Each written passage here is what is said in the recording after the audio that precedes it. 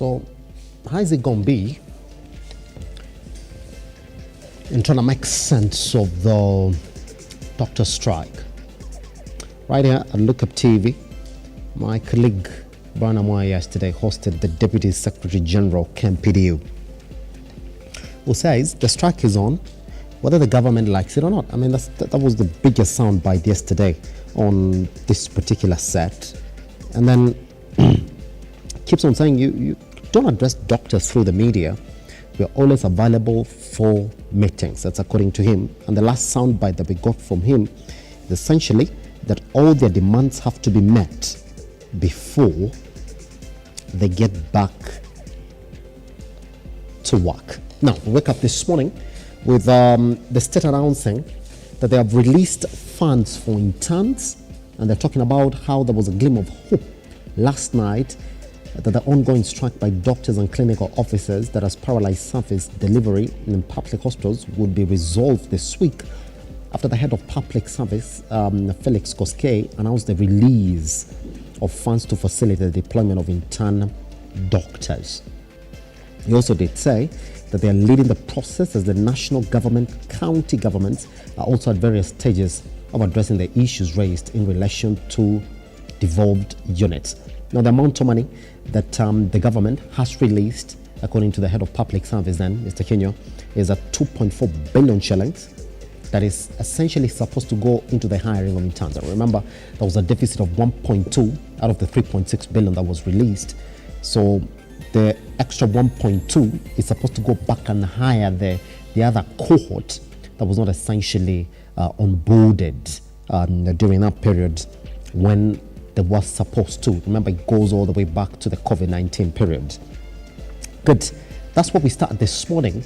But then whether the strike is going to end, because doctors are now being called to end that strike as negotiations and solution finding missions are taking a higher gear.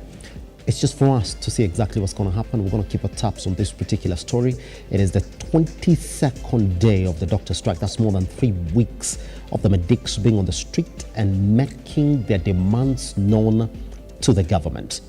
Whether it's going to stop out of this fresh round of negotiations or a different tact of negotiations, as we've seen the release of the 2.4 billion, is a thing that we're going to see.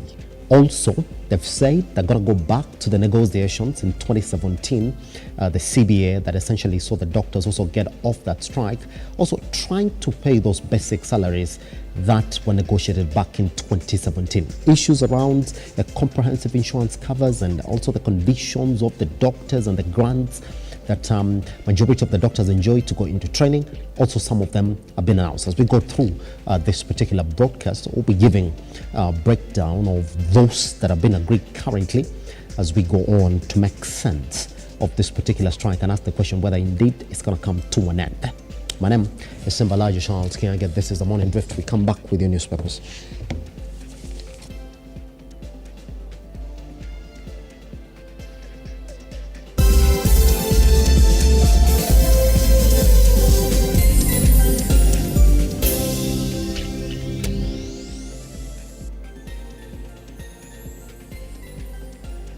It is 6 minutes past 7, so quickly. Members of Parliament are plotting to control a 96 billion shillings roads kitty. That's on the Daily Nation this morning. But the bigger story here is, that story has been covered on page 10. And the bigger story here is on doctor strike. State releases funds for interns. 2.4 billion is the exact amount that they have released. There's a story here on a planned party polls as a test for RUTO and Raila. Now, President William Ruto and opposition leader Raila Odinga are facing a litmus test ahead of the party's elections set to begin this month. The President's United Democratic Alliance, UDA, and Mr. Odinga's Orange Democratic Movement, ODM, are set to hold elections at a time when their internal leadership wrangles. We talk about that this morning, especially on the divisions within ODM and UDA, pages 4 and 5 of the Daily Nation. The story has been covered right there. Insecurity, page 8, state changes tact in a war against banditry. That story has been covered on page 8. On page 3, you're going to read about how a priest has sentenced to spread gospel of sexual offences act. All right, now story has been covered on page 3, where the High Court in Mombasa has sent a Catholic priest on a rare 3-year mission to educate congregants about the Sexual Offences Act after it found him guilty of an offence under the law. Story has been covered on page 3. Now, on the back page of the Daily Nation, we got to talk about this. Ateta bullish as title-hungry Arsenal look to go back top of the table today. Story has been covered on page 1. We play Luton Town at the Emirates Stadium tonight, and then it is ball onto your court for the rest of Man City and Liverpool Brigade. So we look at that this evening and see whether indeed Arsenal can go back to the summit of the Premier League. Now, good news, the state releases 2.4 billion for intern doctors. That story has been covered on the back page as well. Good. Now, unclaimed bodies, 475 babies at Kenach might be buried in mass graves. That's 475 babies. Ooh, you're also going to read that story on the back page. Let's cross over to the Standard. And here it is. Inside power struggles in Raila's party. We talk about that this morning. That since Odinga announced his quest for AU top job, his charges have been restless, plotting to succeed him. And today, he has a chance to arrest the internal party turmoil when he chairs a meeting of its top organ. Page 8-9 of the Standard. RUTO picks KRA chairman to lead UDA polls. Appointment of revenue boss Anthony Mora to lead UDA party polls seen as a strategic move to stem internal discord. All right, page 9 of the Standard. A new Bill 6 jail for IEBC bosses with Bango polls. Story has been covered on page 7. Joy and pain of raising children in foster care. It's a special story here on page 10. That's it. Page 20, you're going to read about the youngest president sworn in rivals. That's it. And on the back page as well, title race continues as Arsenal face Luton while City host Villa. Gunners will be seeking to go top of the table before Liverpool play tomorrow, and Manchester City will be seeking to revenge Aston Villa, who beat them at Villa Park. So it's a top of the table clash this evening. For those who have essentially seen what it is, it's only 2 points, actually 3 between number 1 and 3. So just one game that can cause a big difference. And there's only 9 games left after tonight, 8 games to go. And yes, indeed, it is a fight to the end. I mean, that's why the EPL is the best. I pity those guys who don't watch football. For fun, that is. And I pity Man United fans. Nobody's talking about them now. Is anybody talking about Man United? Nope. We're talking about the big boys in the competition. Yeah. Small boys are not in this conversation. How times change and faster that. Well, we take a tiny breather. Once we come back, I'll be taking you straight to our newsroom this morning. Good morning.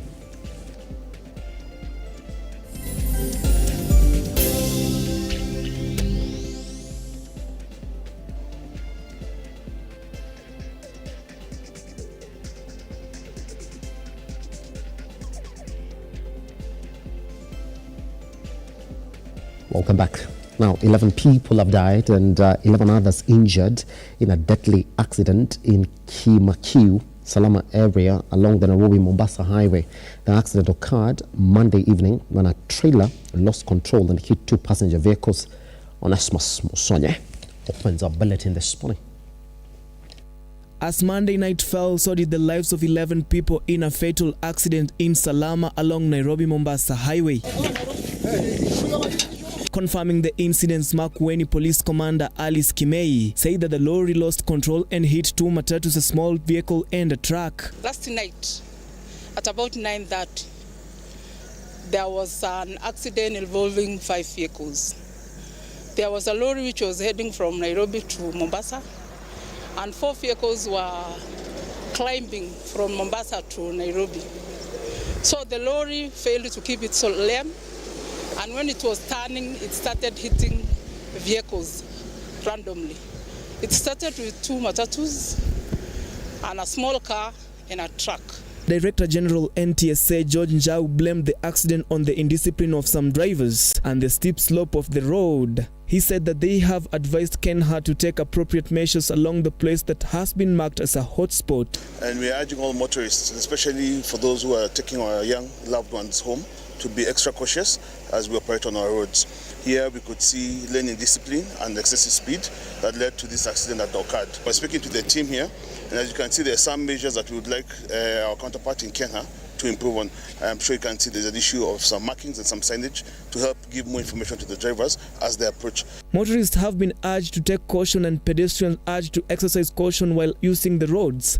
The accident comes just a week after the Interior and Transport Ministries, in collaboration with NTSA, launched a crackdown on unroadworthy vehicles and careless drivers. I'd like to caution our drivers and all road users, because it's not only drivers who are contributing to accidents. If you look at our statistics, pedestrians are leading.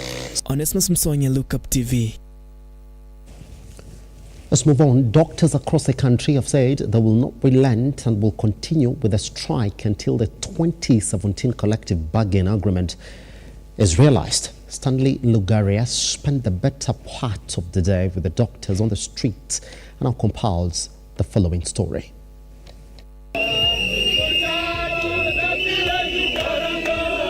The doctors' strike on its 20th day has continued to affect the health sector throughout the country, as doctors lay blame on the Ministry of Health for the stalemate. The doctors now demanding actualization of the 2017 CBA before they resume duties. This is day 20 of our strike, and we will not back down.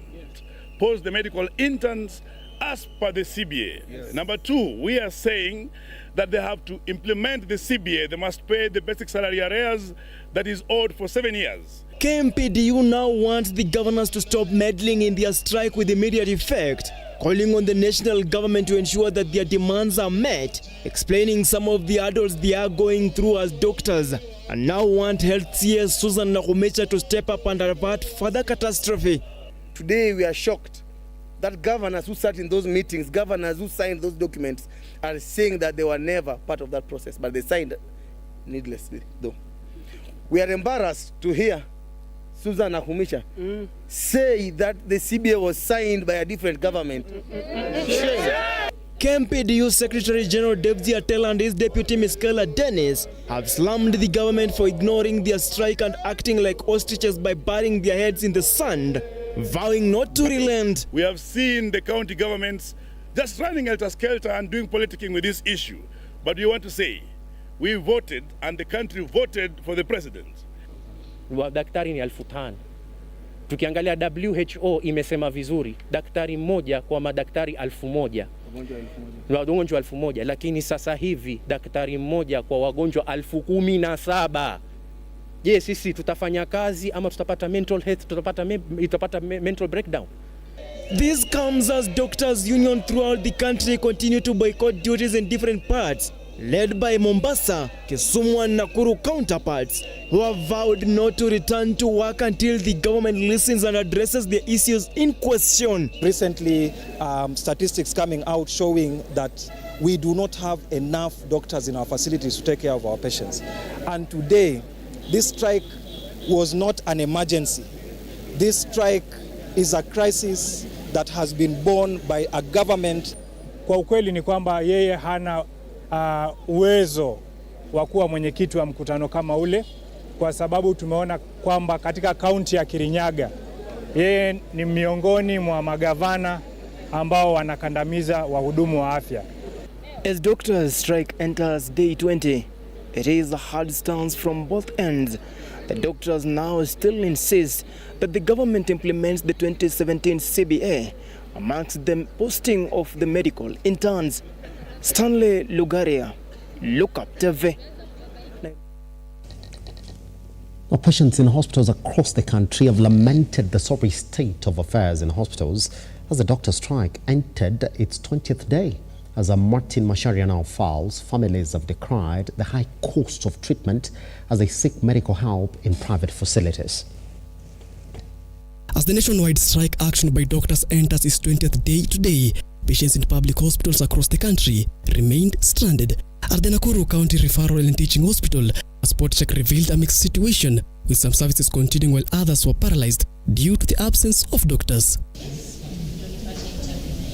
Medical Superintendent Dr. James Owero acknowledged the impact of the strike on hospital operations, noting that while some services like maternity, dialysis and inpatient care were being sustained, specialized treatment remained paralyzed due to the absence of specialists. The doctor strike has really affected our services, and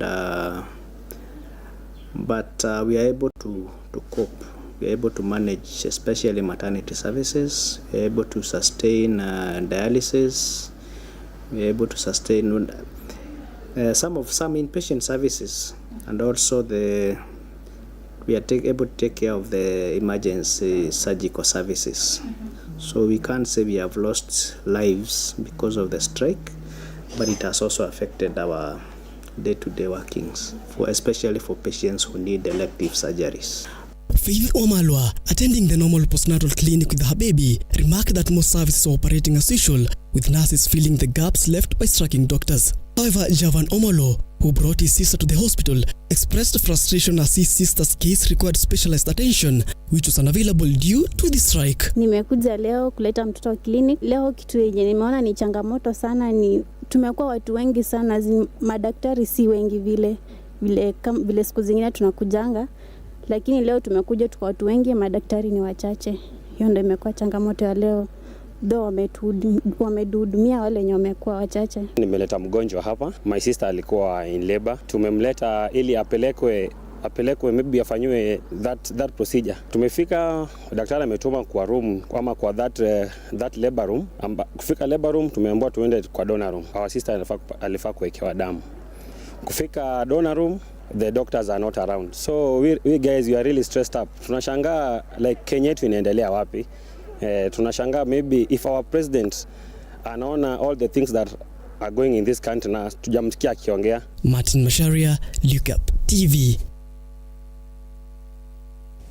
It's a sorry state of affairs in the hospitals currently as it is.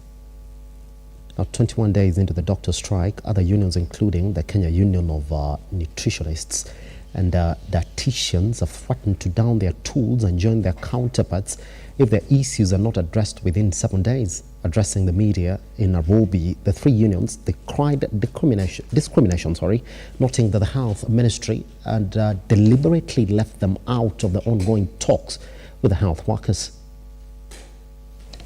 As Kenyans continue to be on the receiving end with the Medex strike on its 20th day, the situation could get out of hand.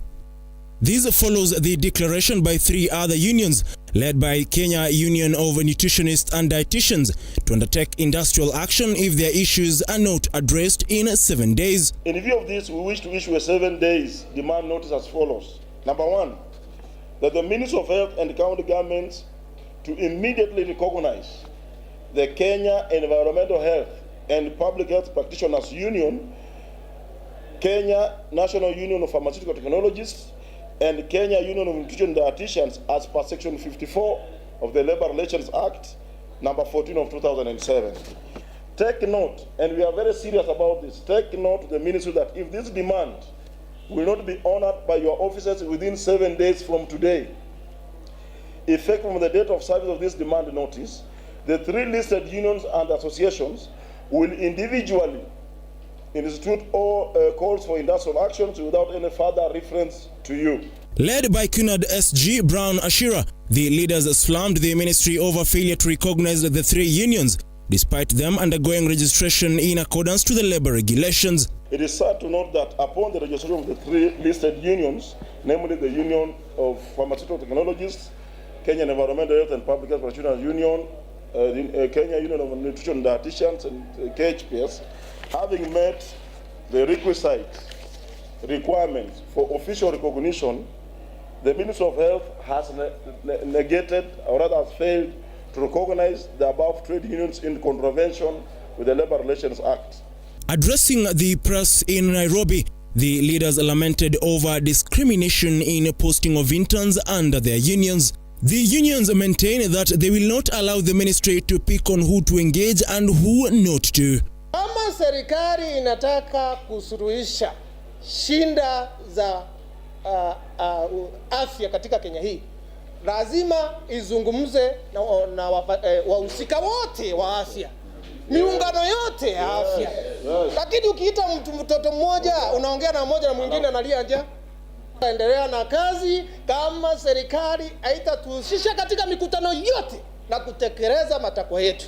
With the doctors' strike in its 20th day, several other unions, including the Kenya Union of Nutritionists and Dietitians, have threatened to go on strike, slamming health CS Susan Kumisha over what they term as a discrimination, as they have not been invited in the ongoing talks. They now say if their issues will not be addressed in 7 days, they will be proceeding on strike as patients continue to bear the brunt of the ongoing doctors' strike. Ian Keitani for the Bottom Line. Ian Keitani with that story. Now the government has announced plans to employ digital technology, data and artificial intelligence in border control and management in the future. Speaking during the opening ceremony of the inaugural National Border Management Conference in Nairobi, Interior Cabinet Secretary Kithure Kindiki said the government has already made significant investments in equipping security agencies with the latest technology and resources to combat complex security threats such as terrorism, human trafficking and trafficking in narcotics. Securing the borders has become the top agenda for the Ministry of Interior, with CS Kithure Kindiki reiterating that measures have been put in place to invest heavily in technology. The use of technology, in particular digital technology, is going to become crucial for future border control and management.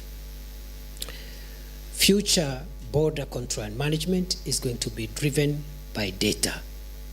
That is why big data is irrefutably one of the key drivers of the fourth industrial revolution, and therefore in this space data is going to be crucial. If you have the data, you are able to secure your territory. If you don't have the data, it doesn't matter the hardware and the human resources that you deploy. Without data, it's going to be very difficult to secure our countries and our work. Kindiki said Kenya's commitment to border security goes beyond safeguarding national interest and seeks to foster regional cooperation and promote economic prosperity locally and regionally, saying interagency cooperation is essential for success in border management in the face of transnational crime, terrorism and other illicit activities that threaten the safety and security of citizens. National cooperation, there is of course need for bilateral coordination, which is the reason why all our brothers and sisters from the neighboring countries are here, because we are all one, and what they are doing in their countries is important to us, the same way what we are doing here in Kenya is important to them. And of course the need for multilateral and global coordination. Present during the border management conference were delegates from Tanzania, Somalia, South Sudan and Uganda. Brana Mwai, Lookuptv.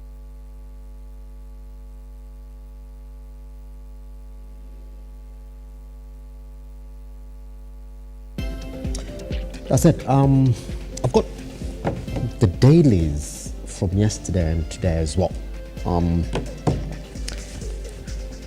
Good. Sheila, if you can, take us back to the Standard.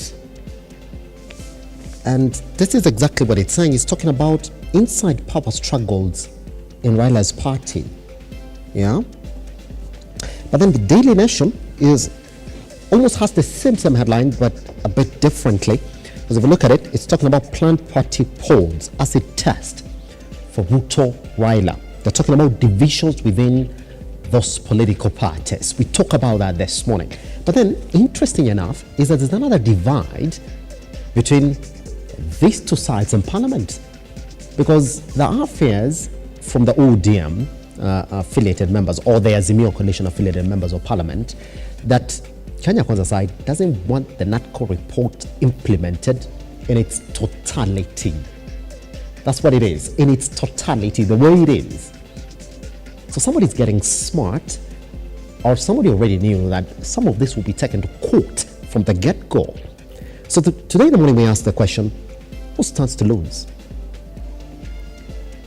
if that report is not implemented the way it is. 100%. Remember they say they will not change a full stop or a comma in it, and they agreed at the Bomas of Kenya. So stands to lose. We go back to that report, look at some of the issues that were discussed on it, come back and talk about it this morning. Also at a time when we're also asking the questions, the UDA and ODM hold their party primaries. Remember, all of them said it is this April. Today is the 3rd of April. Time is running, but all we hear is ice cracking. So let's talk about that ice cracking this morning then. This morning we'll be joined by Kennedy Sankara, who's the National Youth Policy Analyst and Advocate. Also joining us this morning is Ruth Bolo, who's the board chair, Young Women Leaders Connect. We also do expect Sunday Oyolo, County Liaison Manager, UDA Party, to walk into the studio this morning so that we can lay bare these conversations online at Lookuptv across all your social media platforms. I am at Kenya Simba. Once we come back, I'll see you on the other side of the break, isn't it?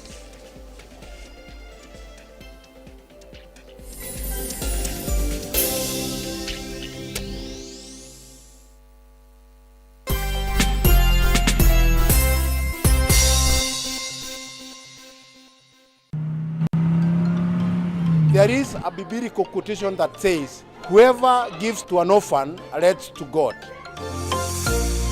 Today was a great day for us. We have received and hosted a wonderful and great team from Tatua Tatu who have come to make a day brighter for these kids and for our beneficiaries. I thank you, Tatua number 3, for coming. May God bless you, and the gates of Rafiki are ever open, and you are welcome and welcome again.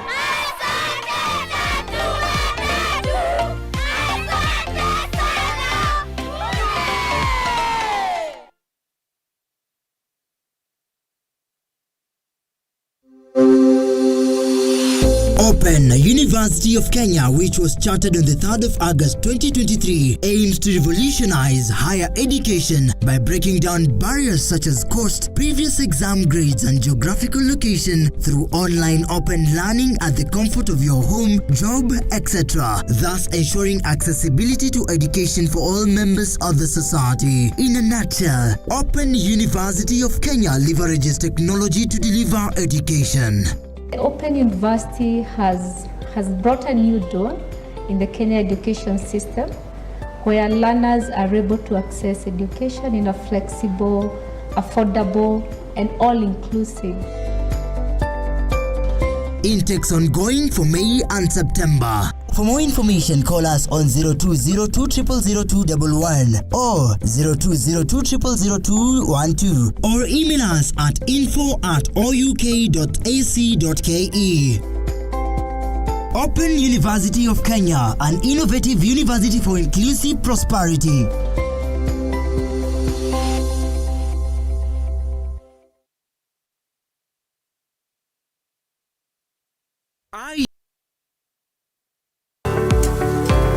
Wiki hii tunaangazia hali ya kazi na ajira hapa nchini Kenya. Ukienda shuleni kusoma usitarajie kwa mama mboga bulabula, na sioni hiyo ikitendeka.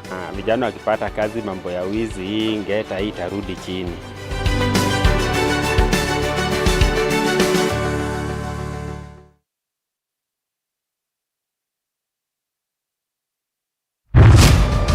As the night falls, we come to life to bring you a comprehensive broadcast from the numerous events happening across our 47 counties. When it breaks, it matters, and each story is important. If it's Thursday, join me, Nancy Lima, and my able panelists as we break down the law jargons and analyze the Constitution in a way only you can understand. The news cycle never stops, neither does time. We cover each and every sector and present to you factual and accurate occurrences.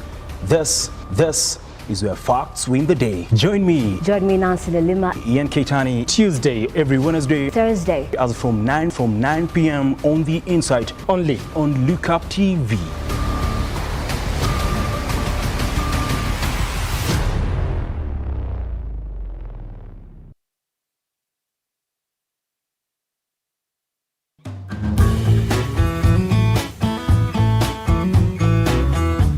We are talking about effective ministry. Effective is to be in a level that we can proclaim the gospel clearly to the people that are hearing us without watering it. So because God is looking for us, He's counting us to be effective, not only to what we are saying, but also we should be emulated.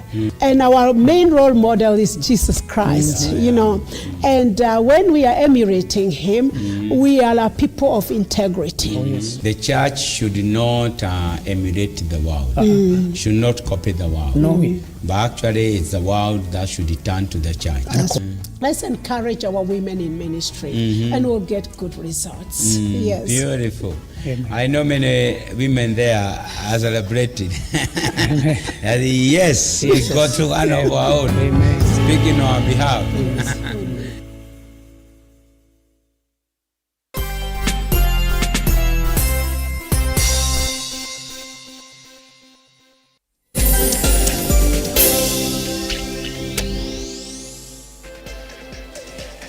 Right, welcome back to the Morning Drift. My name is Simba Elijah Charles Kiage. Guess what? We have a lot to talk about this morning, and all of them are just geared to the month of April.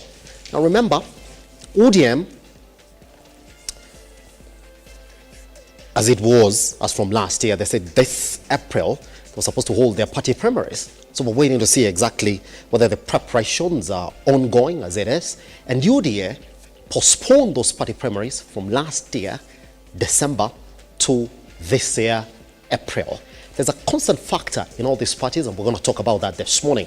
But of importance then, let's look at exactly what's going on in the country currently as it is. Kenyans are waiting to see what happens of the Nadco report that took a couple of gentlemen and ladies to the Bomas of Kenya, spoke for a couple of days, came up with a report that was tabled, number one, to the ODM leader, Raila Amolo Odinga, who represents the azimio coalition then in Parliament. And number two, the Kenya Kwanza side, led by one Dr.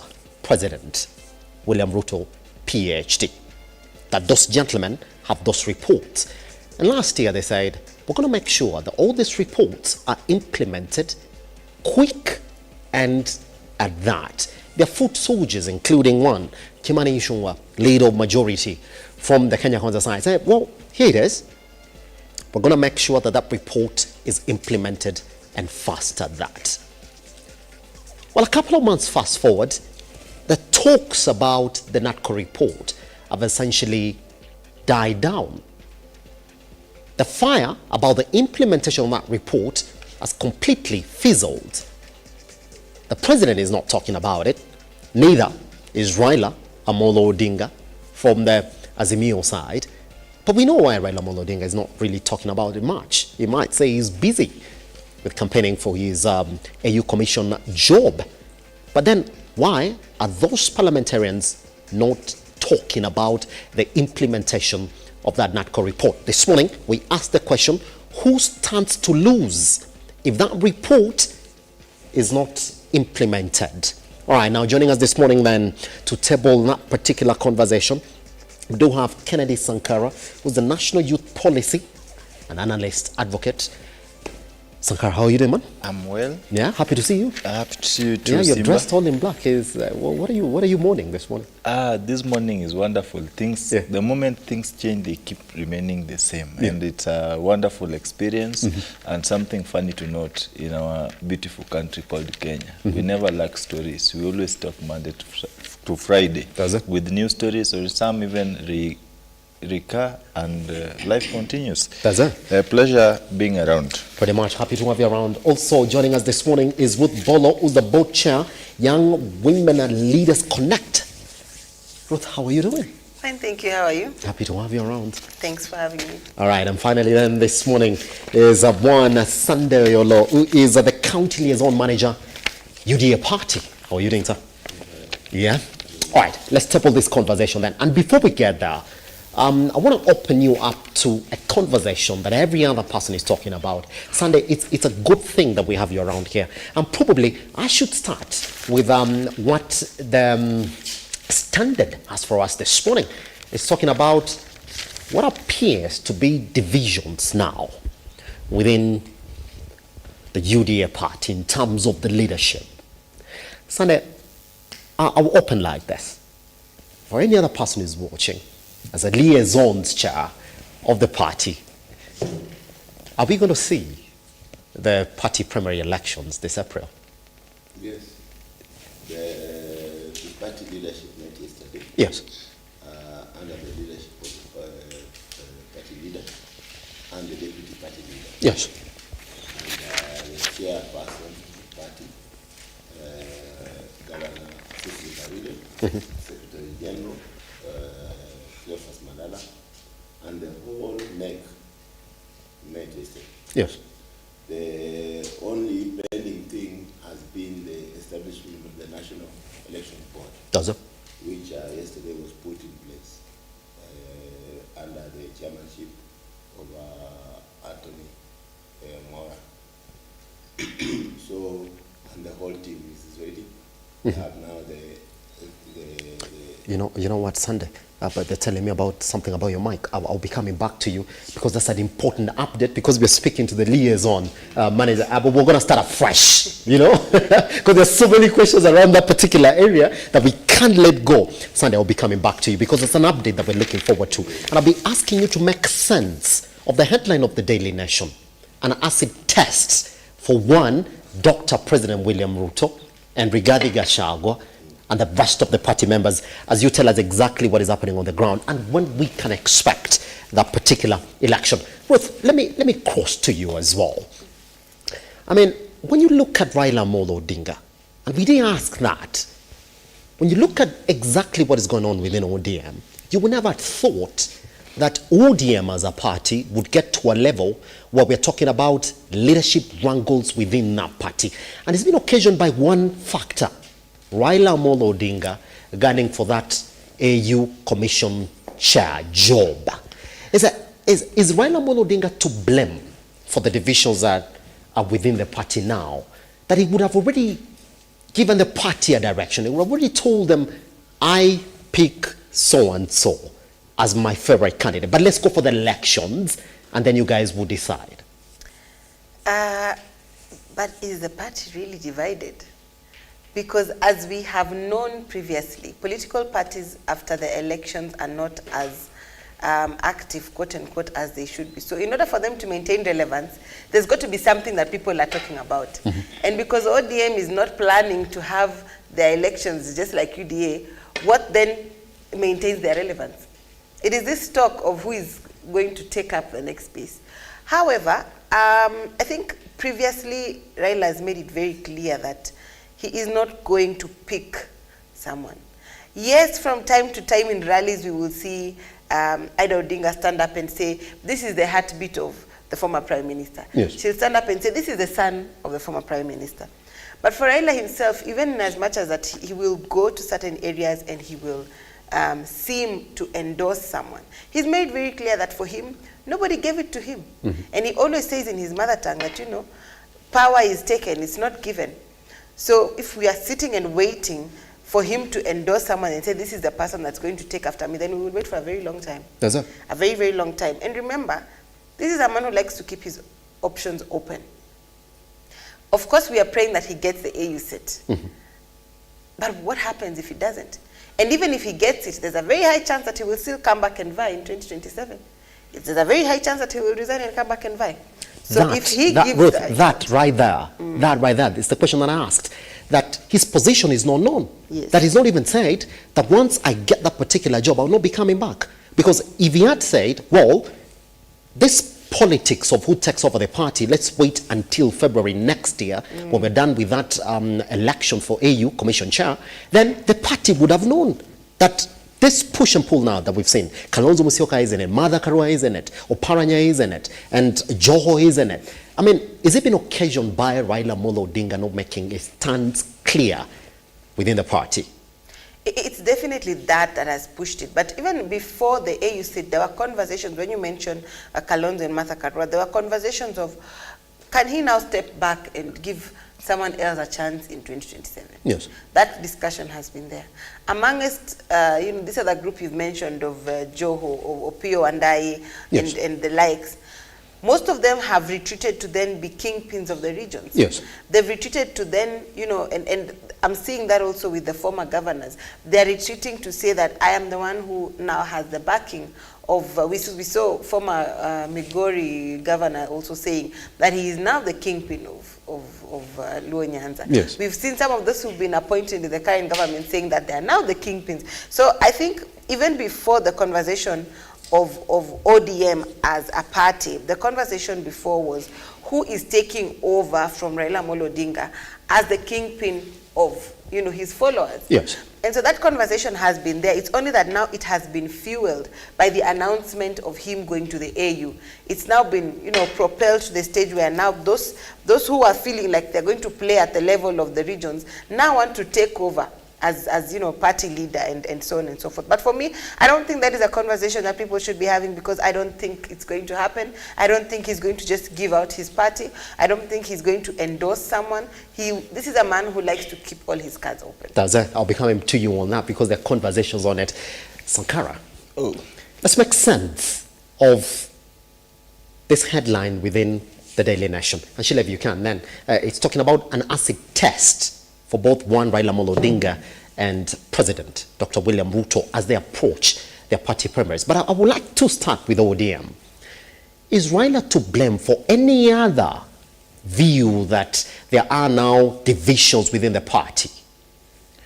I think from a political point of view, Simba, it's not very right to blame Raila. I'm not here to speak for Raila, but truth be told, it is only in the interest of democracy that the people chooses who to lead them. It is not the prerogative of Raila to choose for people who to take over from him in ODM.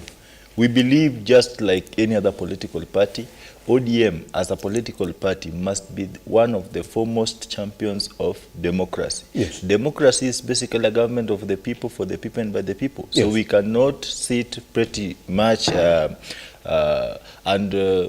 a possible scenario where someone, even in the name of Raila Odinga, is going to decide who is going to take over from ODM, from him in ODM. Yes. Let any other person win.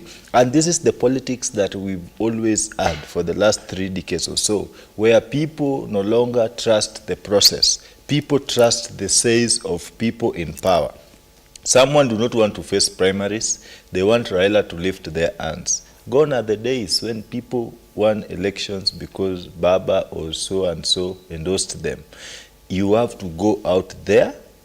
Power is not given. Yes. Power is taken. So you have to send yourself there. And Raila leaving ODM seat is an opportunity for young, emerging, energetic leaders to take over. Yes. So this is just a democratic process that is going to mold and build young leaders into politics. Yes. I see no problem with it, because had Raila decided who and who is going to take over today, some people will be so loud here how undemocratic Raila is in his ODM party. So let the best warrior win the war. That's where the question comes. So why can't he make it clear?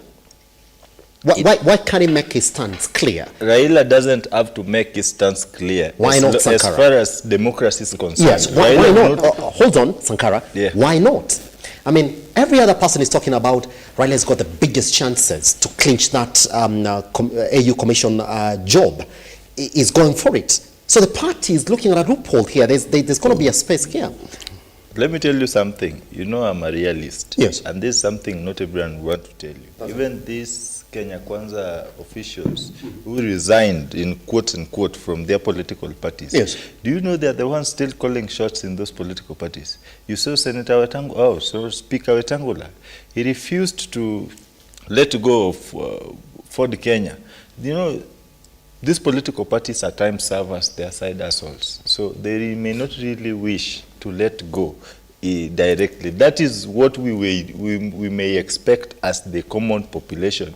But the political concept behind it is that they marshal power, even in absentia. So they may not really make it clear that so and so have handed over. Even if they hand over, stooges will always take it. I think Raila is just battling between antagonistic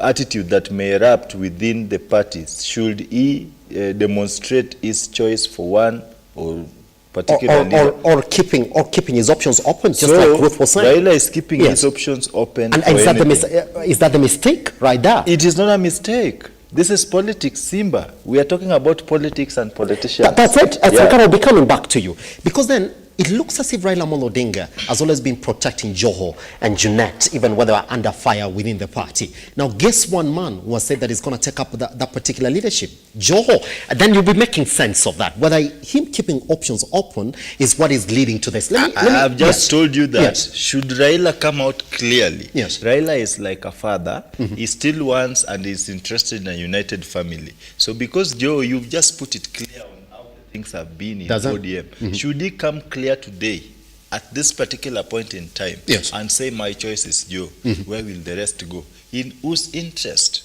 is that going to add advantage? Why can't they say then it's okay for Joho and the rest of them to go come in, let the party decide, because I am living currently as it is. This is like, these are my options. If I don't get it, I'll be back. So Raila just declared this interest last month. That's it's not yet too long. Why do you want Baba to Sankara, you'll be making sense of that once I come back to you. Because here you are saying he doesn't have to do that. But what if he leaves? Because Joe is asking that question. Ruth, I'll be coming back to you. Yes. That's it. Because he spoke about asking the people in the party to be the ones to pick. But in a realistic situation, when was the last time we saw a political party do elections? Even party primaries. It was only UDA that did. And even if they succeed to do their party elections, then really it will be the party that has done it for a very long time. Sunday, I'll be starting from that. You see what Ruth is saying, that if you succeed to do this party primaries. Sunday, but I want you to pick the Daily Nation, please, for the sake of the audience that is watching this morning. And Sheila, if you can, then you can help us then also make sense of that particular headline. So you can post the Daily Nation this morning. That particular picture right there of one Raila Amolo Odinga and President Dr. William Ruto, just on the bottom page, is talking about an acid test for both parties, UDA and ODM. The Daily Nation is read wrangles within these parties. Right now, Sankara is trying to make sense of party members trying to go for the top leadership positions in ODM. That's already something that we are reading. But guess what, Sunday? Could you take us back to last year? Why did you postpone the party primaries that was slated for last year, December? First of all, you cut me short because I was explaining that the party top leadership, led by the party leader, His Excellency President William Ruto, and the deputy party leader, Rigathi Gachagua, and the chair of the party, Governor Cecily Mbarire, and the Secretary General, Cleophas Malala, Senator, and the whole team of the NEC met yesterday. That is the top management team of the party. And they made a number of decisions. One of the decisions that was made yesterday was that there are going to be elections as it was promised starting from the month of April. So from the elections have been staggered in 4 phases. So it has been phased out. So we shall have the first election starting from 26th of this month. And the next one will be in June.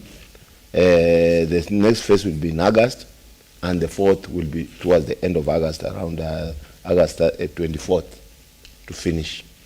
And then now, after finishing those, and they have chosen the counties that will actually participate in that election. Like, for example, in the first phase, we have Busia, we have Nairobi, Narok, West Pokot, and Homa Bay, Isiolo, and Garissa. Those are the ones that will go the first round. And the other decision that was made yesterday that was very important was actually the inauguration of the National Elections Board because according to the Political Parties Act, yes, the National Elections Board is the one to run the elections for the party. That's it. And you know that it was also subject in court recently, where now the party has come to decide. Last week, the Secretary General, Cleophas Malala, said that we are now withdrawing all the cases because we had appealed severally from the tribunal into the High Court. Yes. So the party decided that it is now withdrawing all cases and going by the advice of the tribunal, hence the High Court.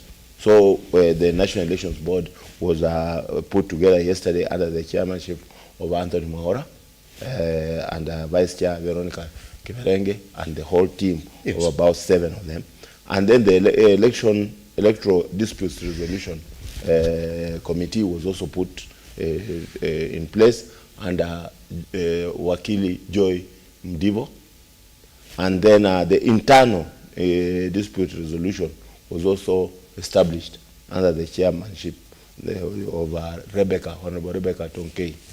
So these are those are the mechanics that now helps to put the elections at ready. The final national elections for the party shall be held in December, where now after the various phases have been concluded by August. So this election is on, as promised by the president, the party leader, and the party initially. And we have been having registration of candidates and recruitment of membership going on. So now the election mood has been set. In my part as the liaison manager for the counties, I'm now communicating to the counties so that the regional managers and the county managers, their work is not to conduct the election. Because the election is the purview of the National Elections Board. But theirs is to facilitate logistical by spreading the information and telling people and putting people at ready that the elections are on and these are the structures and they have to apply to the National Elections Board to be allowed to be. Pretty much. No, now, having said that, I don't know why you want me to sell nation by holding it in my hand. Make sense of that headline. There is no sense. Because so are you saying they're wrong? We know for sure that ODM has been out recruiting members. And the party leader, even before this Ethiopian thing, the AU, he has been all over the country. He was in Busia, he was in Kakamega, he was in Malindi, he was all over. And they have been doing membership recruitment. And he also had announced as a party leader that ODM shall conduct its elections, grassroots elections, from April. So they are on also. And we cannot, by the way, downplay it. ODM has conducted, is the only party that has conducted grassroots elections and party elections before. And successfully so. And actually, UDA will be doing it for the first time. But we will give it to ODM. They have done it before. So these parties are in place, and that's why I'm saying this story is selling the newspaper because it is not necessary. Now, what I wanted to say in something in conclusion. ODM, the problem ODM has is different. Whereas we have competition in UDA for positions, ODM has a problem of Odingaism. Because we have seen, and my sister is not saying the truth, that Raila has not endorsed. Raila has gone to Siaya and lifted Wandai's hand up. Raila has gone to Bondo, to Homa Bay, and has lifted Mbadi's hand. Raila has been in Kakamega, and again I think in Kisii, where he lifted Oparanya's hand up. And Raila has been in Coast, and he has said, Joho is my man. So he is in conflict, but he's not in conflict. It's a decided, planned conflict. So that while you are fighting, Raila is preparing one Winnie Odinga to take over ODM. And that is the truth. The truth is that this is an Odinga hegemony. It is an Odinga property. ODM is not in fact, you've heard recently, when our Oparanya started making noise, he was told, and then mkatengeneze yenye. Because this is a Luo party, and it has to remain with the Luos. And the Luo person that is going to have this party inherit the party is Winnie Odinga. And where you work a macho, you will see, and you'll prove me right. Yes. Everything is being prepared for Winnie Odinga to take over ODM. Could you allow me, just before, Ruth, I'll be coming to you, because that's where the conversation begins. So, Sunday, why were the elections for UDA postponed from December last year? He didn't respond to that. I say that. You didn't respond? I say the question was, one, there was a question of logistics. Yes. But two, there was, the National Elections Board was not in place. Yes. We say that. Three, yes, we talked about then the president, the party leader, and the party said the mood in the country was not right for a political party election. Why? We were grappling with a lot of economic issues. We know that by then the standard of living, I mean the issues of food and what have you. We also were right now the economy is stable. We have the GDP is now right. Fuel is now down. The dollar is down. We were grappling then with the euro debt. We have now cleared our face. We have now the unga yesterday was trading at 99 bob. When we took it from 260 something during Uhuru's time. And the economy is now stable. This is the right time now to conduct party election. Good. That was the reason. So Sunday has downplayed that particular headline now by the Daily Nation. It's like, well, what's that? It doesn't even want to sell the paper this morning. It's like, I don't want to touch this particular paper. Ruth, is it ever true that indeed what is within UDA is a competition for positions as opposed to what Sunday is calling what's going on in the ODM? Sunday, what did you call it? It's what? What did you say is going on in ODM? Odinga is it? That's it. There's a reason why in his list he has not mentioned areas like Bomet, Baringo, Nandi, etc. Similarly, if ODM was to go that direction, there are areas that we know would miss in the first list of elections. Simply because, as he said, there's a reason why only 2 political parties in this country has ever done grassroots elections. That is KANU and ODM. And even in ODM's elections, let's for the sake of the conversation, let's call it an election. Because we did hear, you hear ODM members saying, chama ilikuwa inaenda. We had to do something. So that leaves you asking the question, was it actually an election? Or was an election going on and they had to come and then skew it towards a particular direction? Now, when it comes to taking over a political party or the runnings of a political party, one of the issues that we have is financing of political parties. And that is why it is very difficult then to, regardless of whatever party it is, it is very difficult to have clear boundaries of this is, as much as the party leader can do, and this mandate is supposed to be for the, party members. Yes. It is there in the constitution, it's there in political party, manifestos, it's there in political party constitutions, but it's the implementation of it that's a bit difficult.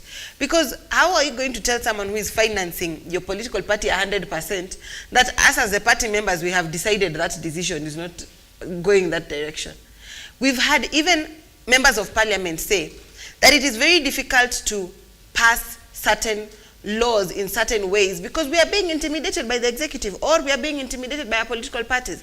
So if we are coming to say that it is only ODM, and I don't want to come out like I'm defending ODM, but if we are being very realistic, we've had this conversation not just from party members, but even from members of parliament, even from members of county assemblies. When it comes to voting within the National Assembly, you will clearly see that this particular block that belongs to Azimio is voting in line with what Azimio wants. This particular one that is in line with Kenya Kwanza is voting according to what Kenya Kwanza, has been saying and what Kenya Kwanza leaders have been saying. Now, what happens is if you decide to go against that, then you will be punished. And we can see this from even the finance bill when it was being discussed. And so I think this is an issue that is across all parties.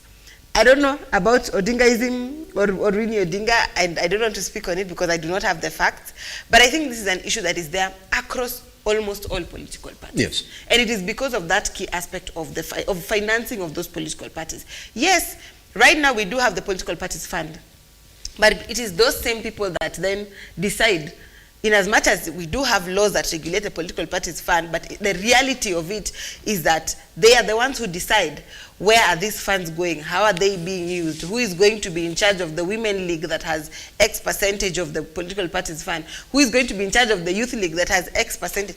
And the reason as to why most political party leaders will ensure that in as much as there's an election that seems to be happening, behind the scenes, they will push to ensure that whoever gets that seat is someone who they can control, someone who they can manipulate. Now, to touch on what Sandy was saying, when you say that he has gone to different areas and lifted people's hand, it goes back to what I was saying. He's trying to maintain relevance.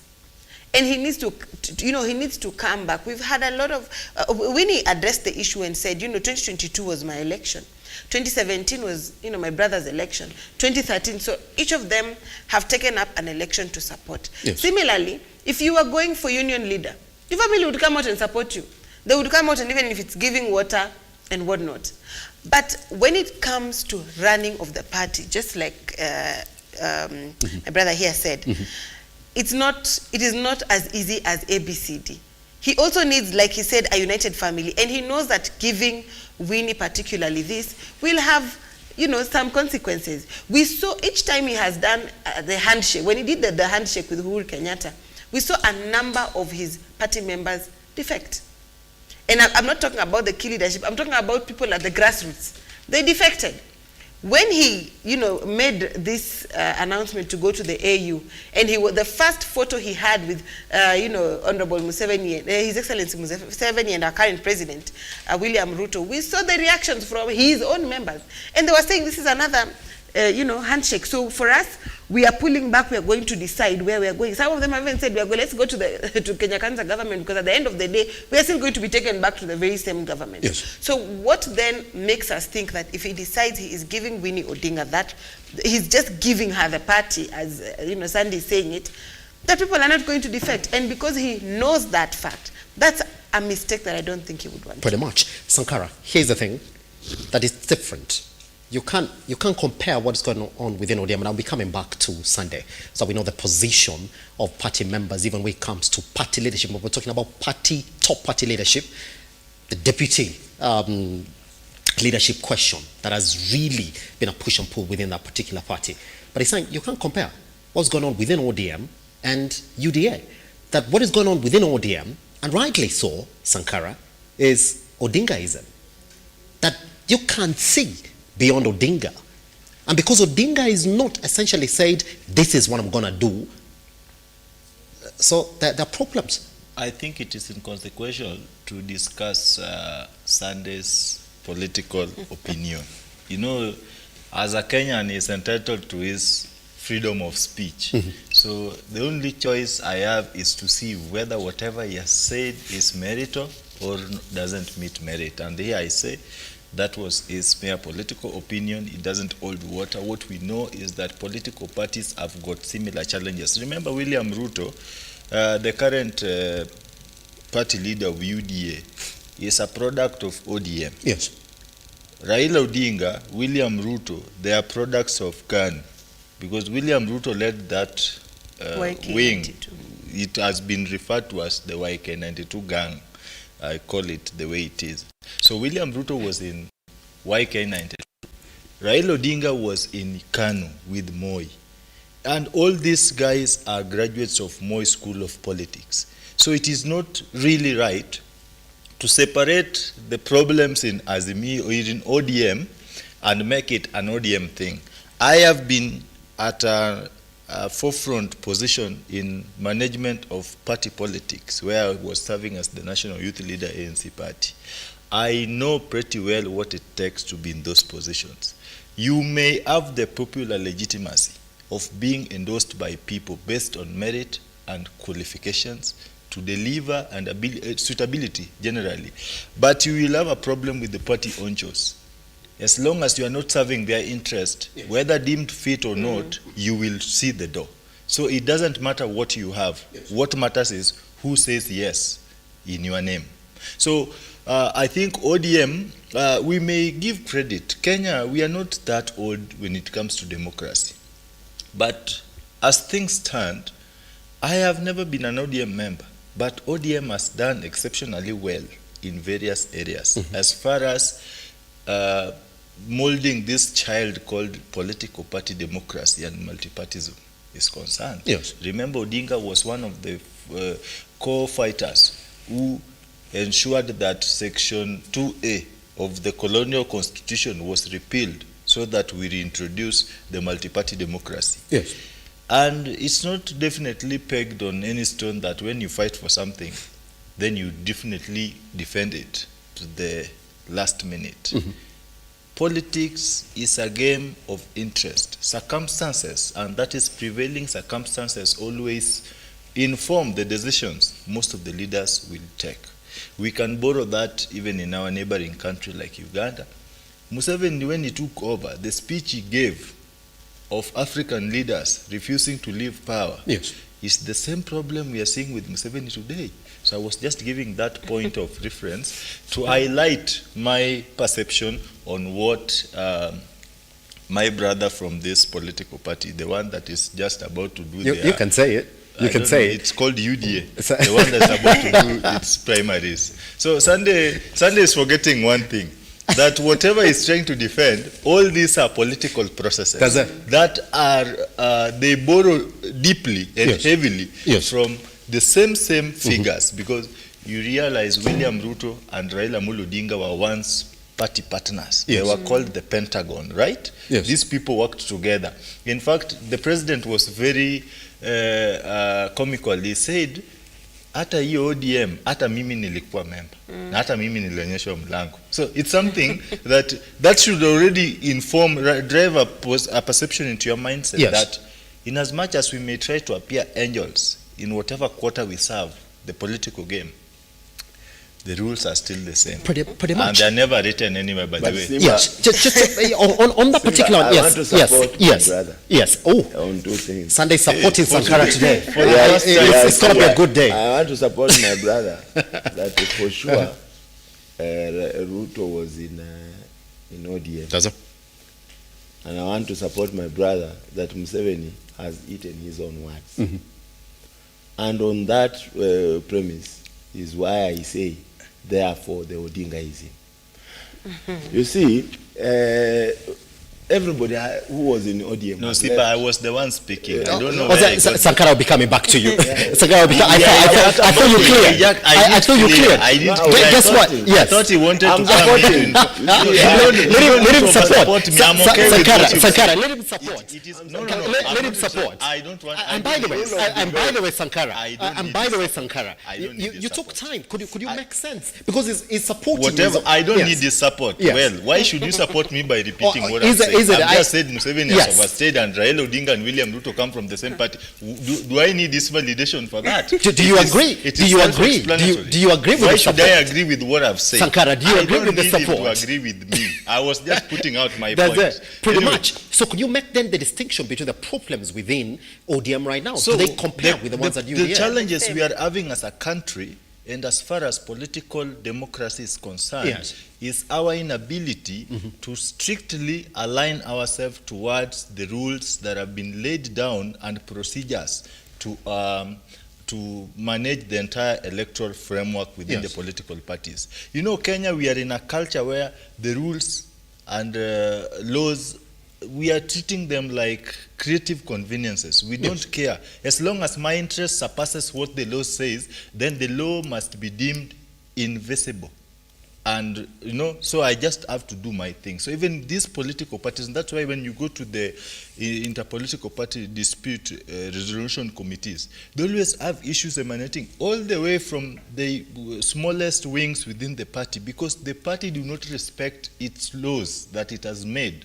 How do you expect us to respect the laws as a country? Because these are the people who run this country. Politics run our economy. Politics runs our lives. So my point and my conclusion on that topic is the problem we have as a nation is making good policies that we never take time to implement. Pretty much. Coming directly from the political parties all the way to the national governance, it is one and the same thing. Pretty much. People like Sunday will tell you how beautiful they have electoral laws. Wait and see what is going to happen in their primaries that they've never conducted anyway. Pretty much. It Sunday, will be doom. You know why? Even Ruth Bolo, right here this morning, saying if you successfully do that particular election, and I'd like to pay tribute to this particular plan here, because it was announced last year, by the way, during that time when they postponed this election. They said, now the route we're going to take is we're going to cluster these elections as we build up to the national election. By the way, and the national election is the most contagious. I'll be telling you why.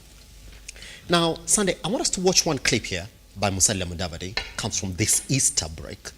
Then come back and make sense of it, because there are questions here that I want to put to you that have been put across to you.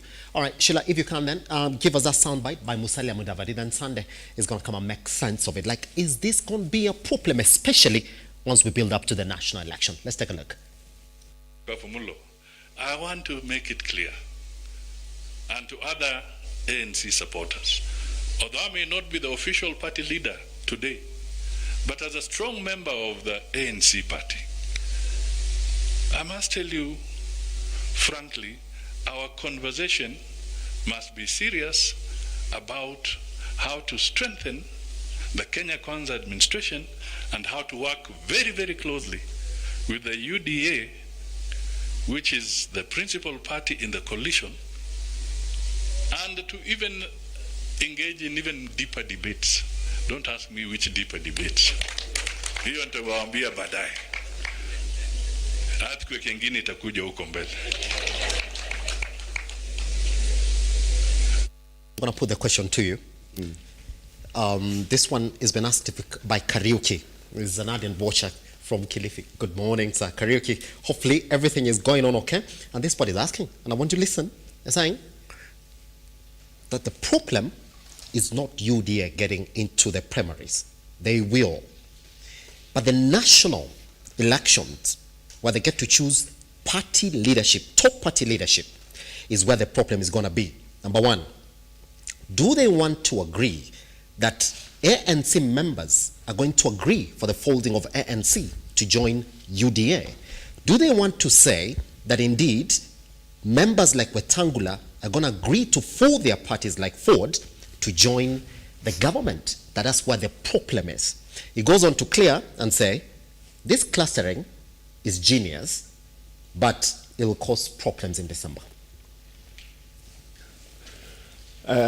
I start from where I left it, and I say that first of all, the problem is not in UDA, the problem is in ODM. And I'm saying that in ODM, where my brother said about our president having been in ODM, I wanted to remind us that everybody who has been in ODM has left. RUTO was in ODM, left. Nsale was in ODM, left. All those people, Uhuru Kenyatta was in ODM, left. Balala was in ODM, left. Nyaga died out of ODM. All of them. Why? Because anybody who brings out his head, rears his head in ODM, it is hit and comes back.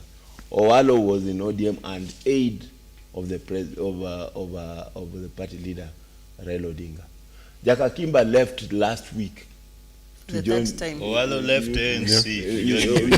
Don't confuse viewers. He left ODM last week with a whole retinue. Ongera left ODM last week a month ago or so. All of them have From left. ANC. Florence Mutua has left from ODM to UDA. Why? Because once, and if you listen to the speech that Baba has made yesterday or the other day before, and we're gonna play it. We're gonna play it. And he said he doesn't want to hear anybody talking about replacements. He's still there. I think You it's see, consequential. And what we are saying that we want to send Baba to be the head of African Union. When you say you, meaning he cannot do partisan politics. He shouldn't. Ideally, he shouldn't.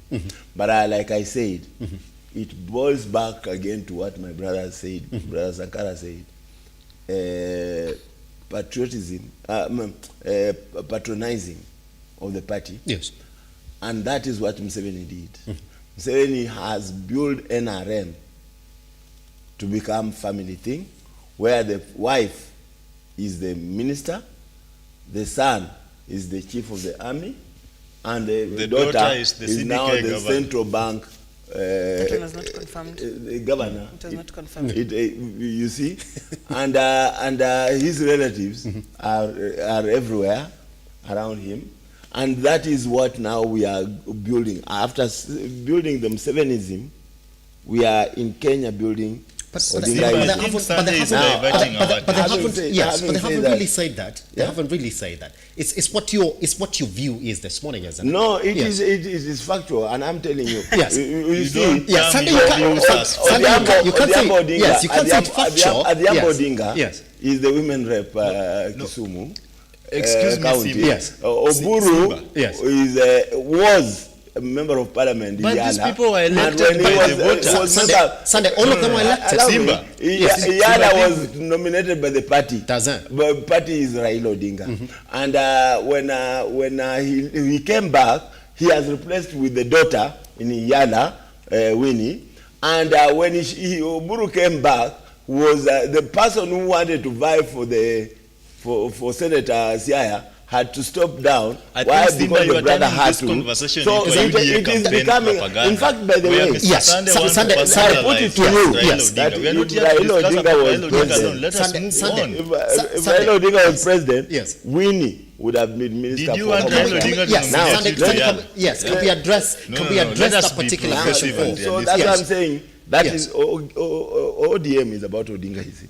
So about UDA, as you have asked, yes, what we have are staggered elections in the counties. Yes, and what Ruth was talking about, Nandi and Bomet are all staggered within these clusters, and every county has been taken care of, depending with how ready the counties are, or how massive. Actually, please, Simba, you know, Sankara, there is something wrong. There is something wrong. Sankara, you're gonna have why are we personalizing this conversation into a Raila Odinga thing and a UDA campaign propaganda? I'll be coming to Sankara. Sankara, I'll be coming to you. About Raila Odinga, it's just discussing the progressive agenda of this country. He's not talking about Raila now. He's talking about these clusters. He's answering the question. No, he has taken a lot of time spreading propaganda. Sankara, I'm gonna come to you. Actually, my question was because he talked about the clusters. That's it. So my question was not why are they not in any cluster. My question was, or rather my statement was, there is a reason why they are not in the first cluster.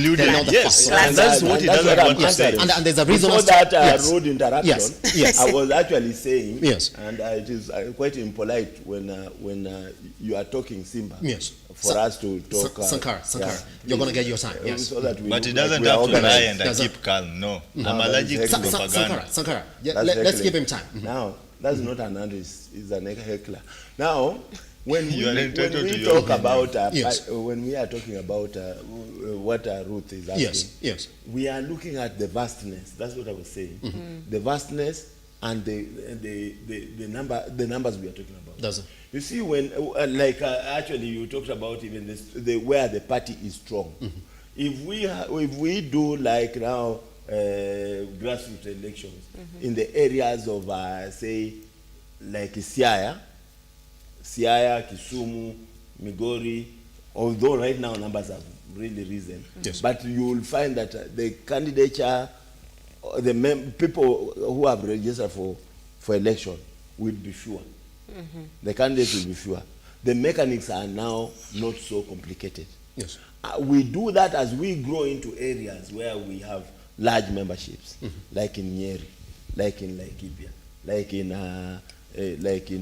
Nandi, what we talked about, like in Bomet, like in Bungoma, where we have large memberships. Or now, first, the issue, yes, or Sunday, first test the waters from these other areas where the party is not particularly popular. Not really. As you build up to the areas where you know. I want to tell you the official line. Where you know. The official line is logistics. Yes.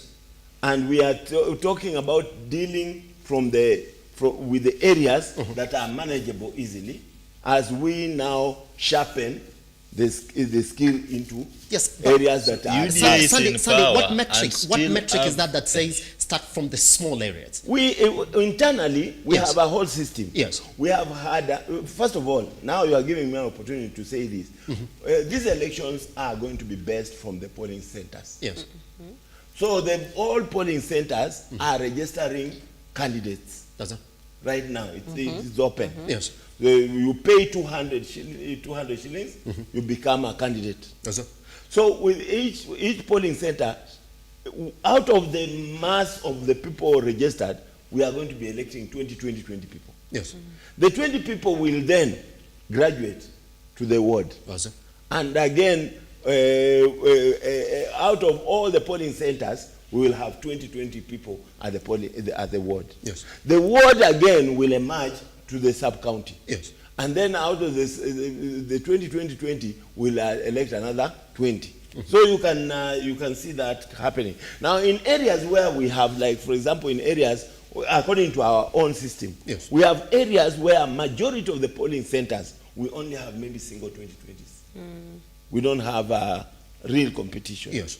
But we have areas where there will be real competition. Yes. And you know, for example, areas where we have most members of parliament in UDA, those are areas where we have higher competition because the member of parliament is going to be involved, the senator is going to be involved, the governor is going to be in it. So now the mechanism, and again, you see this self-sponsoring. The government does not give parties money to do election. Yes. The parties sponsor themselves. So we have to organize within our resources to be able to manage it. I'm rushing to the question of our guy from Kilifi. Yes. And I'm asking you, Simba, why is ANC, this is not a Kenya Kwanza party election. This is UDA election. It's just like the ODM. This is the ODM election. It's not azimio election. So we need to educate our listeners that these elections that we are looking forward to is not a Kenya Kwanza election. So the worry is about how the ANC will fold itself and the earthquake. It is internal. What will happen with Ford Kenya and Wetangula is internal. It is just the same case I've talked about, Jaka Kimba and Ongoro and others who have left their parties to join UDA. Yes. So if Mudavadi is now talking, Mudavadi is now talking about decamping from his party to join UDA. Yes. That is a different leading to that national election. Some party members within that particular party who are now getting told fold and join within UDA may not want this particular idea. Yes, and that that national election, that national party election is going to be a problem. No, it won't affect our election. It will be an ANC. If members of ANC, some of them, like we've seen young people who are together with Sankara in the youth league. Some of them, they have come out very well. And from where I sit, because I am a multi-partist myself, and I've been in the office of the registrar of political parties. I've been a PPMC. I've been a vice deputy chair of the Center for Multi-Party Democracy. I'm not one to advocate folding of parties left, right, center. So I listened to that clip and the press conference. And yes, they have a point. So if they are going to contest the folding of their party, that is within their Pretty democratic much. right. Guess what?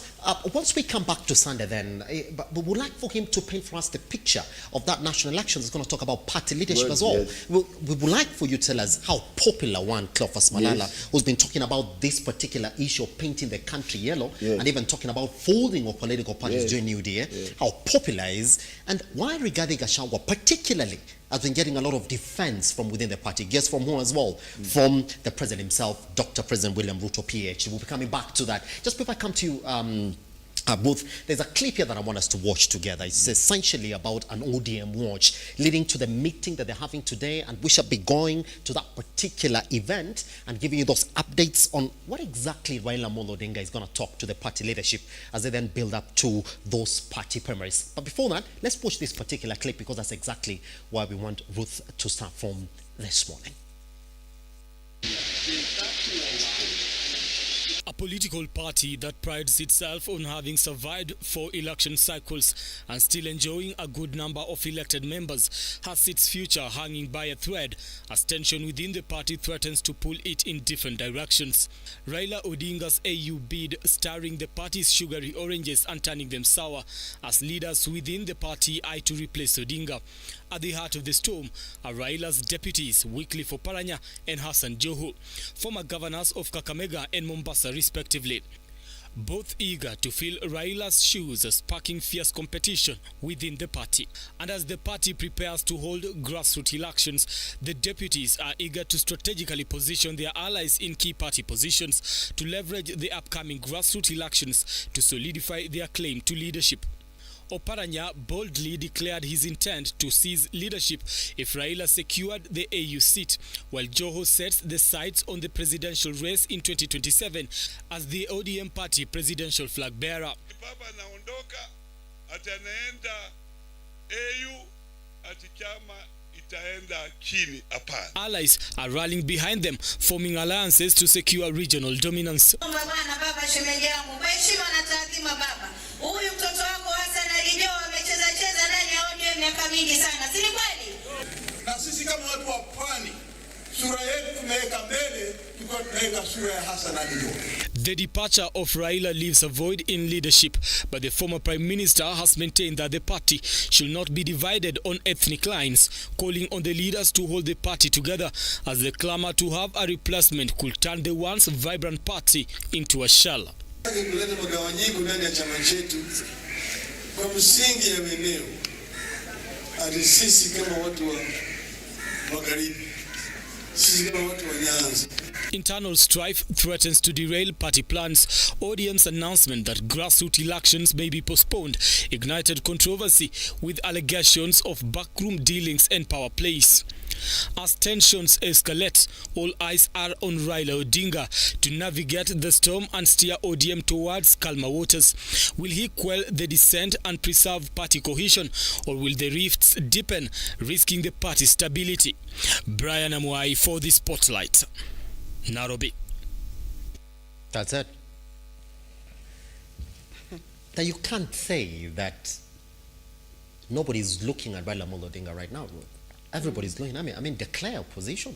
You can't have those 2 jobs. You can't conduct them successfully. You can't be a party leader and at the same time an AU commission chair.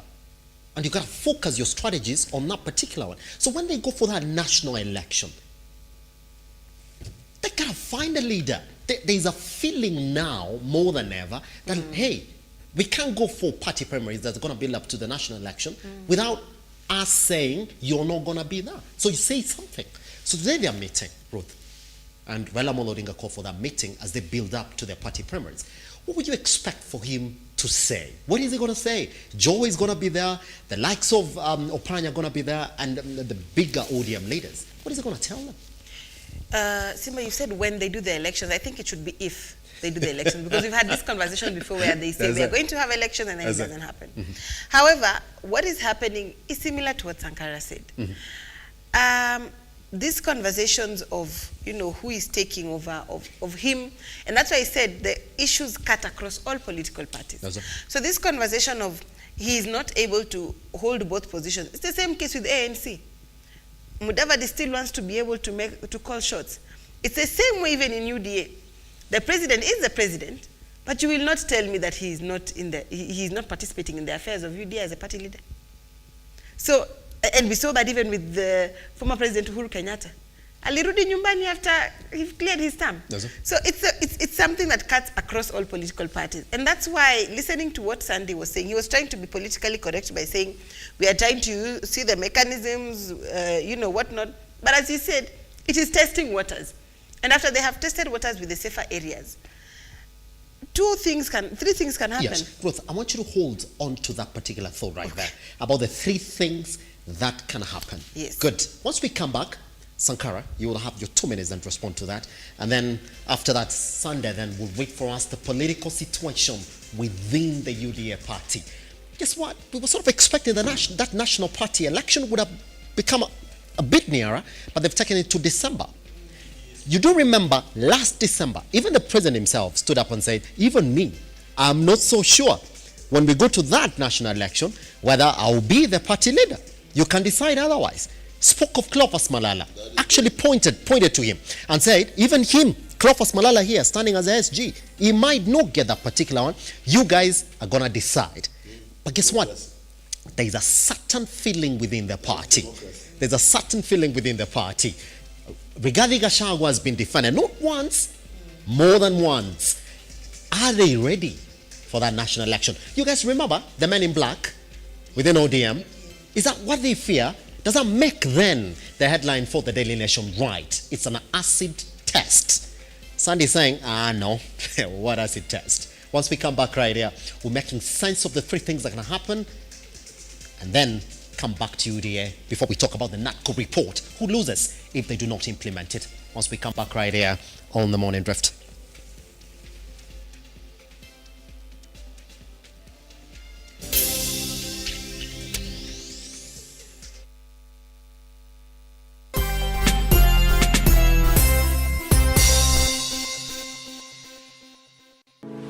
Did you know how Zenawi Real Estate have made families' dreams come true?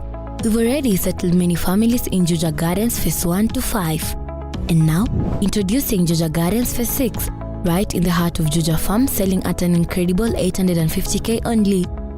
Secure your plot with just a 30% deposit per 8 of an acre, with all amenities ready and title deeds waiting for you.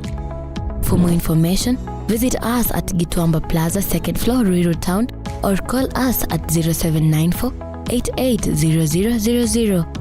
Pata title uitwe bosi.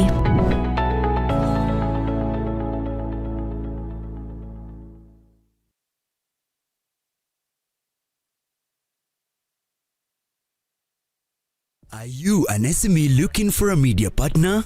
Look no more, as Lookuptv got you covered for all your visibility and marketing needs. We at Lookuptv understand your business needs and want to work with you on your marketing journey, giving you solutions that will take you to the next level.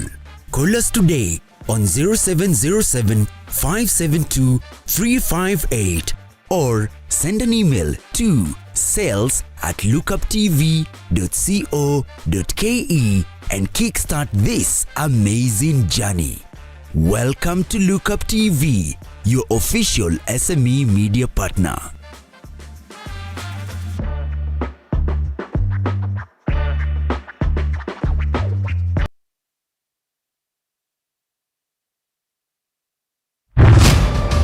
As the night falls, we come to life to bring you a comprehensive broadcast from the numerous events happening across our 47 counties. When it breaks, it matters, and each story is important. If it's Thursday, join me, Nancy Lima, and my able panelists as we break down the law jargons and analyze the Constitution in a way only you can understand. The news cycle never stops, neither does time. We cover each and every sector and present to you factual and accurate occurrences. This is where facts win the day. Join me, Nancy Lima, Ian Keitani, Tuesday, every Wednesday, Thursday, as from 9 p.m. on The Insight, only on Lookuptv.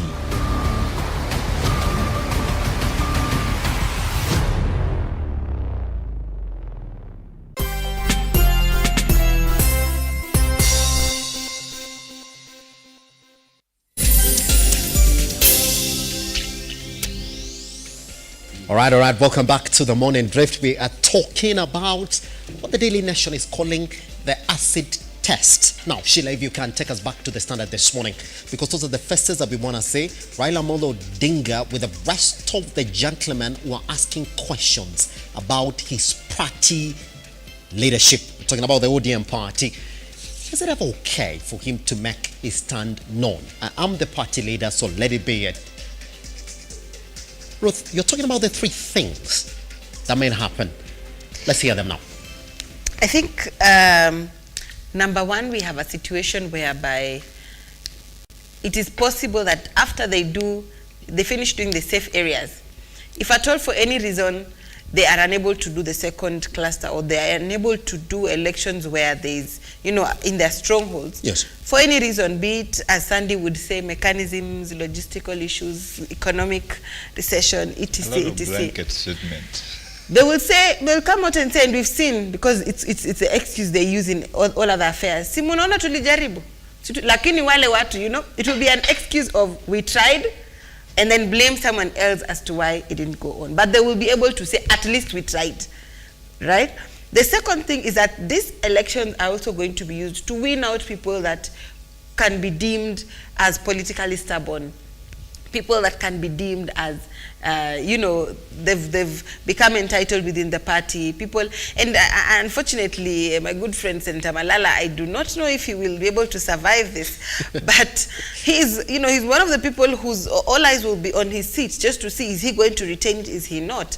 So should the powers that be within the party feel like he has become, politically relevant or whatever, then this election will be used to win him out. Yes. So they will ensure that election goes on at whatever cost, because they need to replace him. And finally, if the elections do, go as they are planning, or as Sandy is planning, then best believe we will all, even I myself, in fact, I'll be the first one to call Sandy and congratulate him. Because like I said, one, this is an issue. This is, the party elections are very delicate, because you risk having outsiders influence your party election. And that is what happened in the last ODM election. That is why they had to bring in the men in black. So that is one risk that is there. Two, you risk losing members. Because what happens if the members feel that you interfered, and that is why one of their personnel was unable to get into that position. Yes. So it's quite a risky thing, and it's a very costly affair. Mm-hmm. So you can imagine having done it, and then you are taken to court and you have to do it again, and the cost is on you. Like he said, the party, the party is using its resources. Yes. So it's a very costly affair as well, and that's why for any political party that is able to do it, hats off to them. But I'd like to touch on something Sandy said. Kenya's democracy is not yet fully ideologically based. And so when we see, and that is why people are able to decamp. Yes. So you'll find someone has decamped from a conservative party to a liberal party, and it is not a conversation. Someone has moved from a party that is championing, climate change and green movement, and they have moved to a party that really does not even have anything to do with the environment in their manifesto or in any of their discussions. Yes. And so when we see people defecting, and unfortunately for the examples he has used, one, I would discredit them, because one, those are people who have moved for progress. I mean, if someone has moved out of a party to go and, open their own political party, that is progress, and we should not be able to curtail progress. But if someone has moved, like one of the examples he has given, moved from ODM to ANC, from ANC to UDA. So surely we also want to say that that is the party's problem. That is an individual's problem, because all these three parties are very different. One is center-right, one is liberal, one is center. So how do we say that it is a party that is a problem? Some of the examples he has given, these people have moved from their parties and into whatever parties they are in now 3-4 times.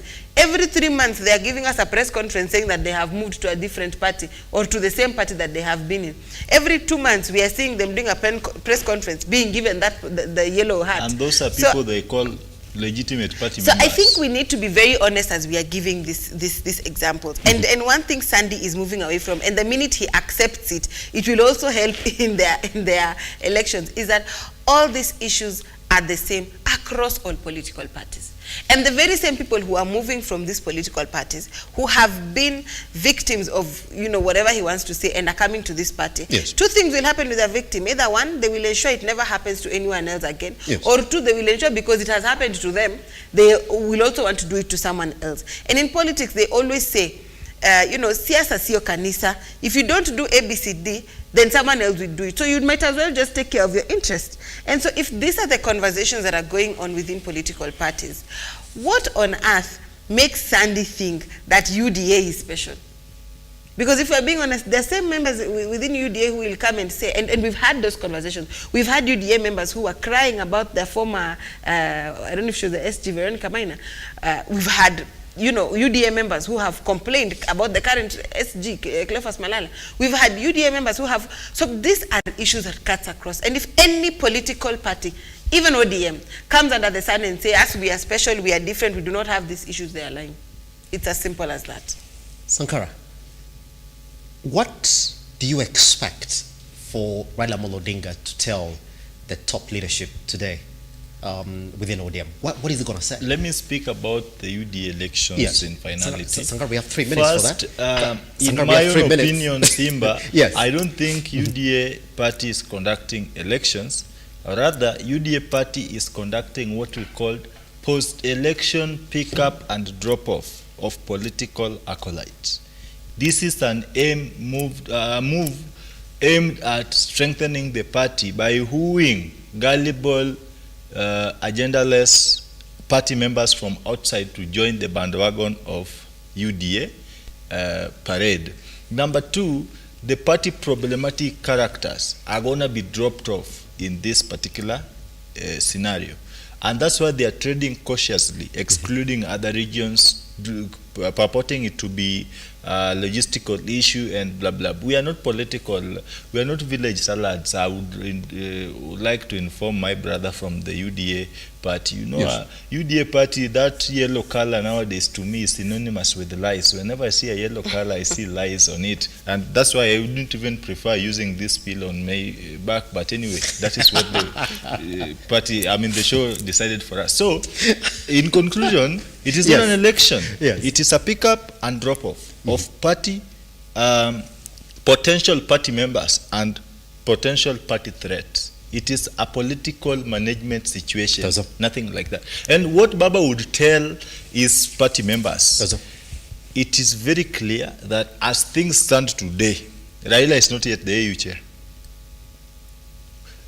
Election of a party leader is a democratic process anchored in the party election rules and nominations that are presented in the office of the Registrar of Political Parties. So, as things stand today, Raila is the de facto ODM leader. Not unless he leaves, I think that is what is going to inform them. All these rumors that have been going around is going to tell them, you know what, because of my position or aspirations, as of today, I have to step back and let someone take over. So it's upon you people to decide. But I don't think Raila is going to tell anyone today that, you know what, I've nominated Joe, I've nominated Oparanya, I've nominated what. If you're very keen enough, Raila has been trying to strengthen his political party in the regions.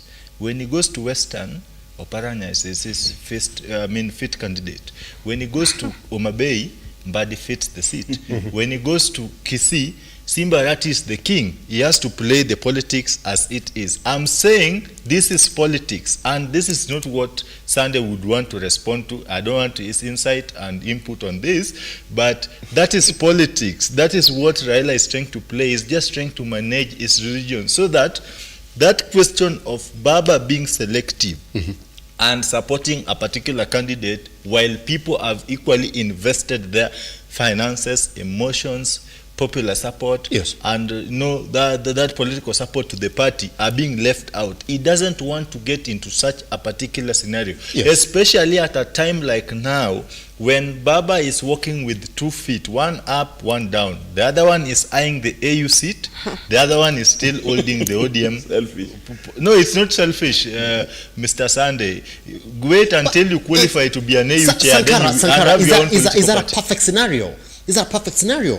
Is that, you remember the story of the hyena? we were taught in primary school. You know, Ayana is only known for eating, but Raila Odinga is a man who has worked in this scenario. So in this scenario, let us be realistic. Because you said one foot is let me explain. Yes. Let us be realistic. It fits the reason as to why Raila still has to, because ODM is his foundation block. That is the only cornerstone that holds him strong. So why should you expect Raila to let go? Where will he stand? That is where he stands before he gets to Azimio, before he becomes the AU chair. The rain started beating him in ODM. ODM forms the basis of his political trajectory. So it is not right for us to think of a scenario where Raila is going to let go ODM. On that, before I cross over to Sunday, then why can't you, as Sankara this morning, tell them Raila Odinga, call for presser and say, all these campaigns about party leadership, about who's going to take over after Raila Odinga, they should stop until after February? I think that is what Raila is going to tell the people. And by the way, you know, it is except for people like Sanda and his UDA party, they want to confuse between the AU election race and ODM succession race. We are not currently discussing who is taking over from Raila. We are currently focusing on how Raila is going to become the AU chair. You cannot inherit a woman whose husband is still alive. I have said this over and over. Raila is still alive, is the party leader of ODM. So we cannot expect Raila to let go of ODM in the name of becoming the AU chair, something that he has not confirmed. We are still in 2024. April, and we are talking of something in February 2025. I mean, Simba, let us be realistic. Let people like Sunday give wisdom for the sake of peace, a space to penetrate forward, because he wants to make this thing appear like it's a UDA do or die thing. No, we are not. Raila is going for AU chair. He is not yet confirmed the AU chair. He is still the party leader ODM. We are still in 2024. This is April 3rd. We are talking of February 2025. I mean, let us give processes due course, because the problem we have as a people of Kenya is that we never appreciate processes. People like Sunday and this party, they have zero regard for processes. All they know is, I want this, I'm going to get it. It doesn't matter what you're going to say. Now they want Raila out of ODM so that they can manipulate and twist ODM. That is what Raila, being a political foreseer, he foresaw that long time ago. That's why people like Chepkeres, Jakakemba, politically punctured characters who've been mowing left, right, and center, they've left ODM. They continue leaving ODM, and ODM still remains strong. I am not an ODM member, but I can tell you for a fact, no political heavyweight has left ODM. The people who've continuously left ODM for this micromanaged political parties like UDA are politically punctured characters. These are people who cannot even win an election. Tell me who left ODM who has won an election. I will tell you these are people who can add weight. They are A-class, as he puts it. Here's the thing. Sunday, please, let's clear. Did you want me to answer that? Yeah, no, I'm going to give you just a minute to respond to that, but as you respond to that, you're going to come back and then respond to this. December is coming. So hopefully that's when we see the national election then within the party that everybody's dreading. In fact, all eyes, other than the primaries in these hotspot areas like Nandi and Nyeri, they're looking at the national election. You say that yours is a competition for positions, but no, it's not. Why not? Not once the deputy president has spoken about some members who need to shut up because he's got the leadership of the party within his grasp. Some leaders within the UDA party have come out to defend one Rigathi Gachagua because of one clause that exists within the party constitution. 2 deputies. And I like how you say democracy is a thing that you like within the party. So some guys have read it. We go to that election. So probably another deputy will be elected. Good. So you have 2 deputies. But remember, you talk about democracy. So they've read it and said, you see, the thing is, if you get these 2 deputies within the purview of democracy, I mean, the president has the right to come in and say, I mean, we are a very democratic party. I've given one deputy 5 years as a VP. Why not? That in this election, there's another deputy seated here. I'm going to hand it over to the next deputy. That's one. Number two, that within that particular party now, currently as it is, Cleophas Malala is not a wanted man. By who? Listen, we are not going to conduct a party election all the way from the grassroots to the national because of one Cleophas Malala. In any case, Cleophas Malala is in an interim state and he was appointed, meaning he can also be dropped if it's just about Cleophas. This election is not about Cleophas Malala. It's about party leadership. Yeah, this election is about the whole party structure and the membership.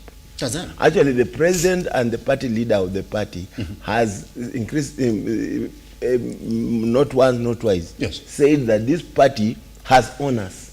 And that's why when you refer to it in Bomas, that's what he meant.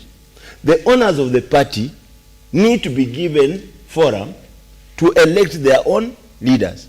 And that's why he said, even me, nilijipata hapa. Even you, Cecily Mbarire, you are just appointed. Ulijipata hapa. Yeah. But now let's go back to the people to give us a mandate. That's it, isn't it? So that mandate will be from the polling center. That's it. To the ward, to the constituencies, 290 of them, to the counties, 47 of them, to the national. So that and the leadership structure is well laid out in the manifesto. That's it. In the party constitution. It's laid out. So there is no second guessing, even for the deputy party leader. That's it. It is a deputy party leader 1 and deputy party leader 2. Meaning again it is already ranked. That's it. It is just like what happened in Kanu, and what is now in ODM. Pretty much. We have our Paranya and we have Joho.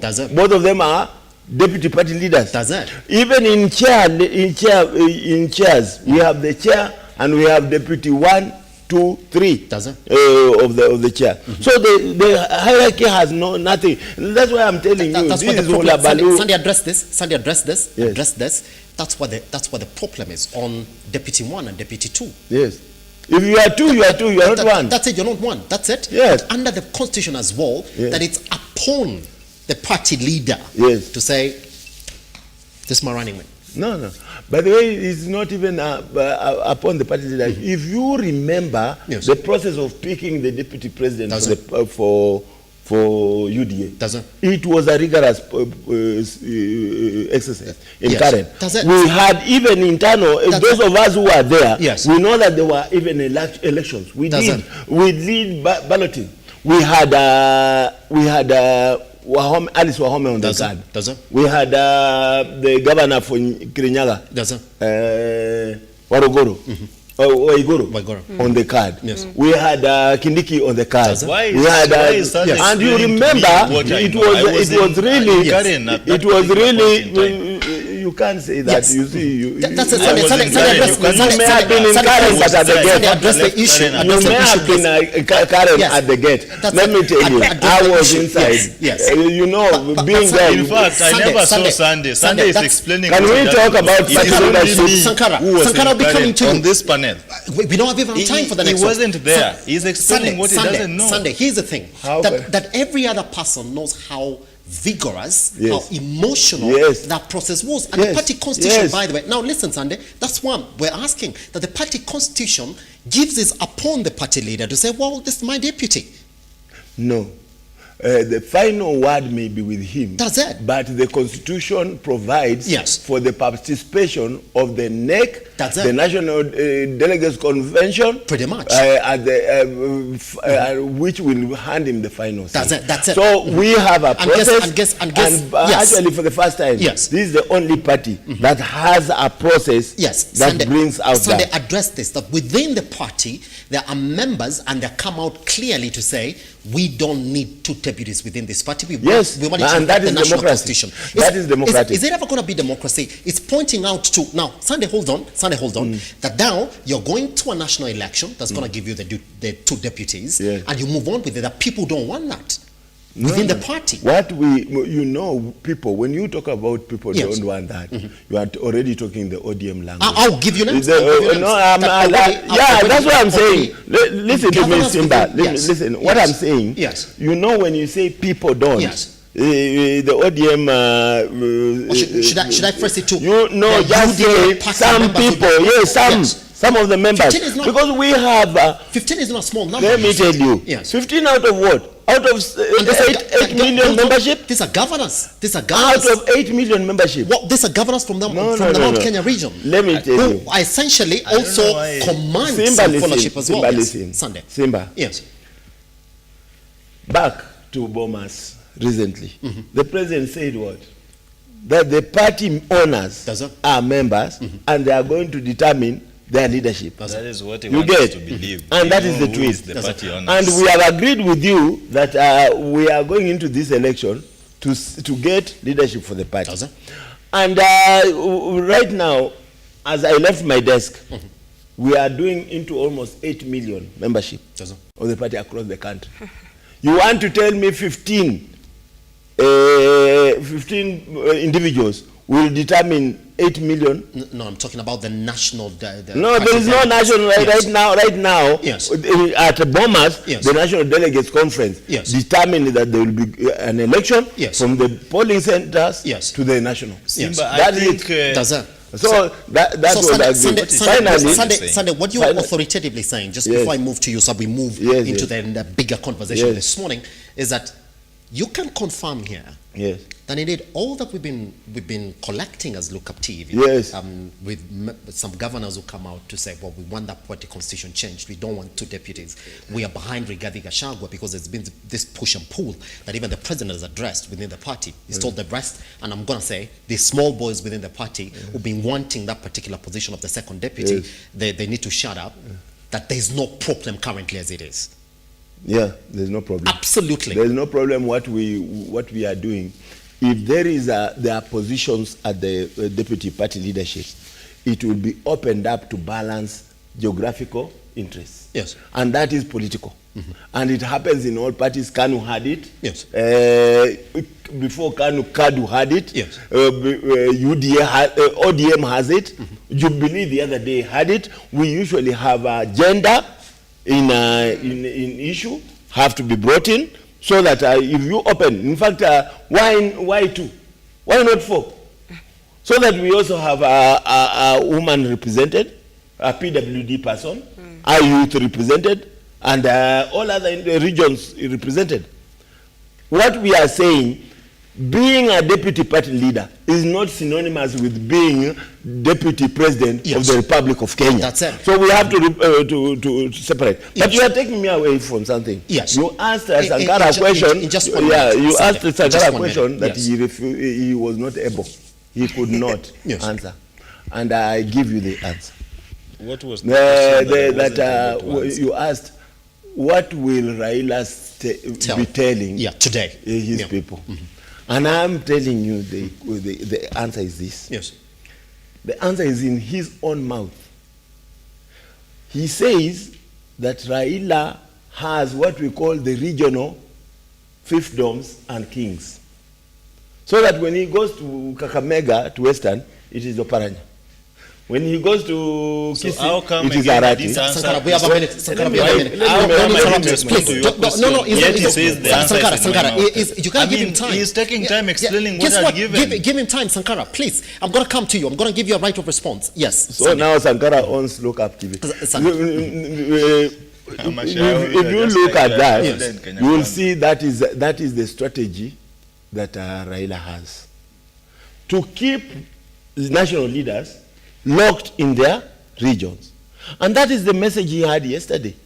He said, mimi sijasema kwamba iwe Oparanya, ama iwe Joho, ama iwe nani. I want people to continue supporting the party from where they are. Recently, he told Oparanya off. When Oparanya thought that he could hold a meeting in Kisumu, he told him, wewe unaweza kufanya mkutano Kisumu bila mimi. Lazima mimi nikupeleke. So we must now be aware that I put it here, and this should be the story tonight, that we are actually rearing ODM as an Odingaism, as an institution. And anybody bringing out rearing his head to take over mantle of leadership, you are locked up in your region. So Oparanya can never emerge. He must stay in Western. Ojo can never emerge. He must stay where? In Coast. Arati can never emerge. Even Babu Wino right now has a problem with Baba. Why? Because he tried to bring, to say that he's supposed to Joe. So he also tried to say that he can be a leader, lower leader, or the community leader to take over from Raila. It is not untenable. If you are not Odinga, you are now Odinga. Of Odinga extra, I don't think you cannot be. And that is what is going to kill Odinga. Yes, Sankara, just for the sake of time, Sankara, just for the sake of time, I would ask that we move into the bigger conversation for this one. We only have. But allow me say one thing. Guess what? Once I give you the right to response, you'll be coming back to it. Let's go to the next topic this morning. I would like us to lock that one. That was part of the conversation this morning. Now, for any other person wondering what we're talking about this morning, it's about the implementation of the Nadco report. Now, Ruth, here's the thing. You would have thought that the two sides were represented at the Bomas of Kenya. The leader majority was there, and the co-chair, Kalonzo Musyoka from the Azimio side, was right there. And they appended signatures on that document. We went back to the National House and the Senate. We said whatever it is they're going to discuss on is going to be anchored on law to smoothen the process of that particular document. Guess who's crying foul now? The ODM side or the Azimio side. They're saying there are Kenya Kwanza allied members of parliament, and majority of them who are saying not everything in that particular document. Yes, some of them, fine, implemented as it is. We do know that the IEBC issue is getting done and dusted as we speak. They seem to have agreed on it. And that was also what they were talking before the Bomas issue. They were saying among those issues that we think we can talk about is IEBC, but not the rest of them. It has come to live to that truth. That some of them, yes, but not everything. So this morning, we ask, who stands to lose if this report is not implemented the way it was agreed to and discussed at the Bomas of Kenya? Ruth. I think, first of all, it is important to agree that, and I've said this earlier on when we were discussing about the political parties. Yes. National Assembly votes or debates based on the decisions or the instructions, for lack of a better word, of their political parties. Yes. So for Azimio to come out and say that we are feeling like, we are our Kenya Kwanza brothers, or, the word of the president is actually not being honored because of discussions that are, or, words that are being said by members of parliament who are aligned to Kenya Kwanza. They do have the right to be scared. They do have the right to be worried because they have seen the pattern. They say if a dog barks and your dog keeps on attacking your cattle, you cannot go after the dog every single day. You have to go after the owner. And this is the same situation, because Azimio knows very well that these are not just the voices of the members of parliament, but these are voices of the powers that be in Kenya Kwanza. That is one. Two, I think it's the citizens of Kenya who stand to lose. And why I say this is because of, number one, the events prior to the discussion of even setting up the Nadco committee. To the discussion before they even had the discussion of saying, let's call off the demonstrations, let's come. How many lives were lost? How many businesses were closed? How many people were unable to go to school? How many properties were damaged? And so after all that, and we were told, first of all, the first point at which Kenyans should change is when they were told part of the discussion is going to be on the price of unga. We didn't see that happen. The second thing is now we are being told even the reforms that you are fighting for, not all of them are going to be implemented. And we've had, co-chairs saying that if this does not happen, if this is not implemented, then we will go back to the streets. Yes. I know there have been questions of does he have, is he able to call off that kind of demonstration? And those questions have been there. But I want us to remember something. Yes. There is still the leader of opposition, Honorable Raila Odinga, still around. He may be quiet now because of the AU seat. But should this keep on being postponed, just like every other issue that has been in between court and National Assembly, and it gets to the point where he's having his AU election and doesn't get that seat, we will be back on the streets. Mark my word, if that is what happens, we will be back on the streets. Because again, like I said, one, he needs to remain relevant. Two, he will now come back and realize what we have discussed, we did not go through with it. And so in order for them to come back and even bargain for anything else, they need to make the government a bit uncomfortable and make it difficult for them to go on with their operations. So I think for me, it is the Kenyan citizen that stands to lose the most. Yes. But also secondly, I think women stand to lose quite a lot, given as they are the ones who directly or indirectly, suffer the consequences whenever there is political turmoil, whenever there's, the discussions in the multi-sectoral working group, go ahead to also touch on them. And so I think that it's the citizens that get to lose. And I just hope that the political class will be able to realize this and for once put aside their differences and just go ahead and look at what is important for the Kenyan citizens, aside from our interest as different political parties. Yes, pretty much, Sankara. Here it is that we do know the top proposals of that particular report. If you look at the members of parliament, from both sides, they've got something to gain. I mean, when you look at the funds that they're going to control now fully within the CDF and the NCCDF kitties. But when you look at the opposition side as well, I mean, we do have proposals to have an oppositional office that would have 2 deputy opposition leaders. I mean, it's, you look at it and you say there's something to be gained from both sides as well. So why can't they support it unanimously in that particular house? Because it's something that both sides agreed on, and the president promised that it was going to be implemented and quicker that. I think, Simba, first allow me to say that the ultimate measure of a progressive democracy is the application of the rule of law. Yes. Let me refer to the petitioner, Mushemi, who went to court and sought the order suspending the implementation of the Nadco report. Number one, the bone of contention in his petition is the constitutionality of the electoral results audit.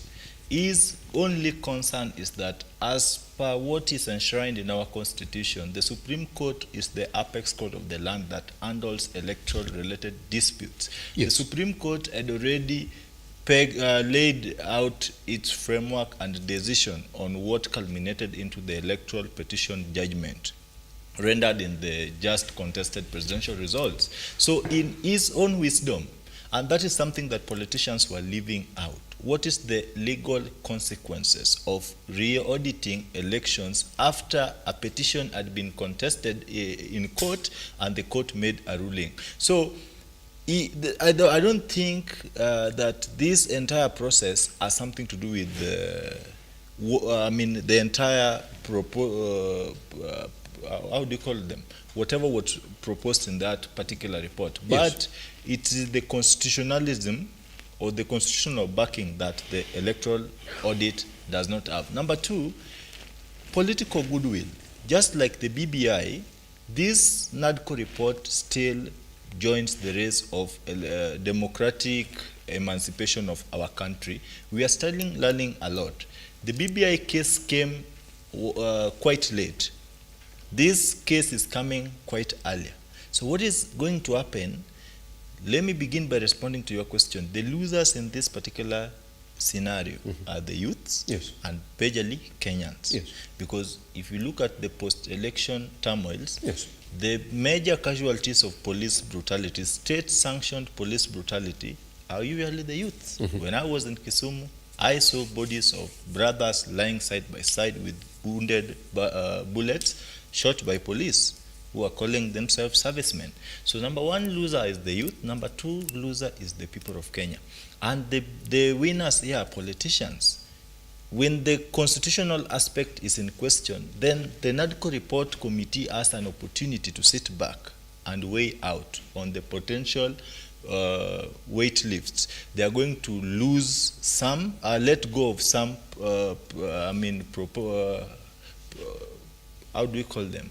Those items on the Nadco report, and they are going to pick some. For example, in the Nadco report, the issues, the continuous issues were electoral audit.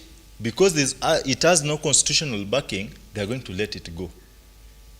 Who is the loser here? Kenyans are more interested in opening servers than the constitution of IBC Commission. That is a framework, that is a gateway to a future free and fair elections. We are not learning enough to know that that is a very dangerous route we are taking. So they are going to let go the electoral audit. Then they are going to go for what political parties can, political players can decide. Because in the Nadco report, there was a proposal that we have a creation of the office of the official opposition leader in parliament. We have creation of the office of the prime minister, who will be the leader of government business in parliament. Today, as our constitution stands, that will call for restructuring of government. Restructuring of government can only be done through the popular referendum. The government, as it stands today, is not in a mood and capability to carry out a free or verifiable referendum, because technically it will cost a lot, and they are saying they got empty coffers, although they are living lavish lifestyle. I don't know which one is which. So if we go for that referendum, we'll have to restructure government, and that is what now political powers in place are trying to play. So there is no goodwill, because in as much as the president endorsed the Nadco report, we've not seen too much being done besides the endorsement. You know, endorsement, acceptability and reassurance calls for more than endorsement, but an action. So the president and his party do not want to restructure government, because this is going to limit the powers of the president. Currently, we have a all-powerful president. So when we bring the government, the prime minister here, we bring the official opposition in government, he is going to feel less powerful. So they are trying to manage the situation of having a political appointment, and that can only be done through parliament. So because this report is currently at the JLAC of both Senate and the National Assembly, or the parliament, so it is upon the parties to decide. But what I can say is that in as much as the courts exist, the courts can only interpret laws. The courts do not make laws. There is a clear distinction between the constitutional mandate of the court and the constitutional mandate of parliament. As long as parliament is constitutionally bestowed with the responsibility of making and amending laws, at this point in time, Nadco report will still proceed, because remember, we are talking of a court order, and then under whose regime are we talking about? We are talking about a court order in the regime of President William RUTO, a man in whose regime has never recognized any court ruling, any court advice, except for the court ruling that upheld his contested presidential victory. That is the only court order that President William RUTO and his regime respected fully.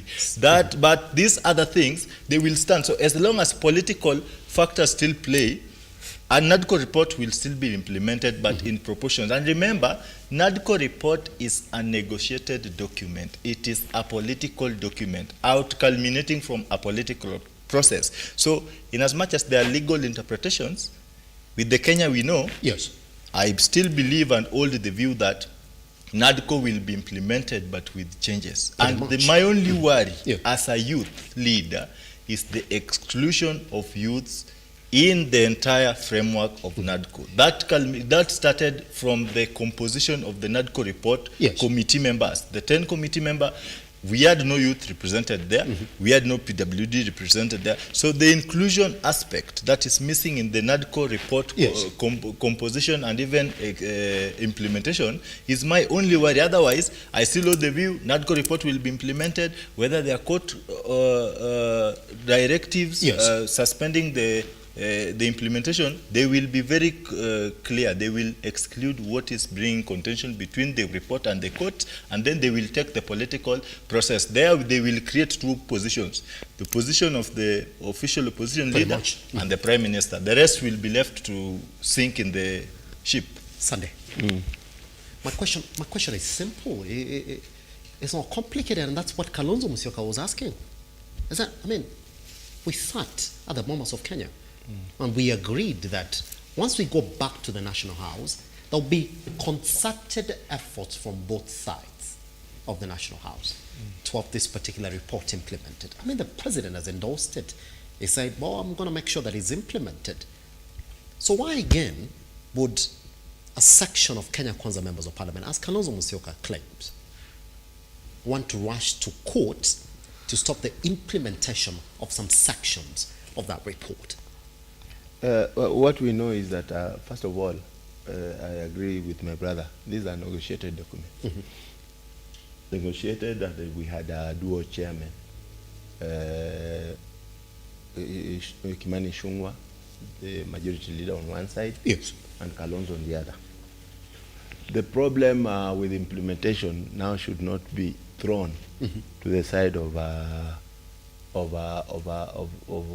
Kenya Kwanza. No. The emerging first problem was actually on the azimio side, because we now have azimio in three pieces, torn into three pieces. We have the Martha Karua, Kioni, and Eugene axis that says we don't agree.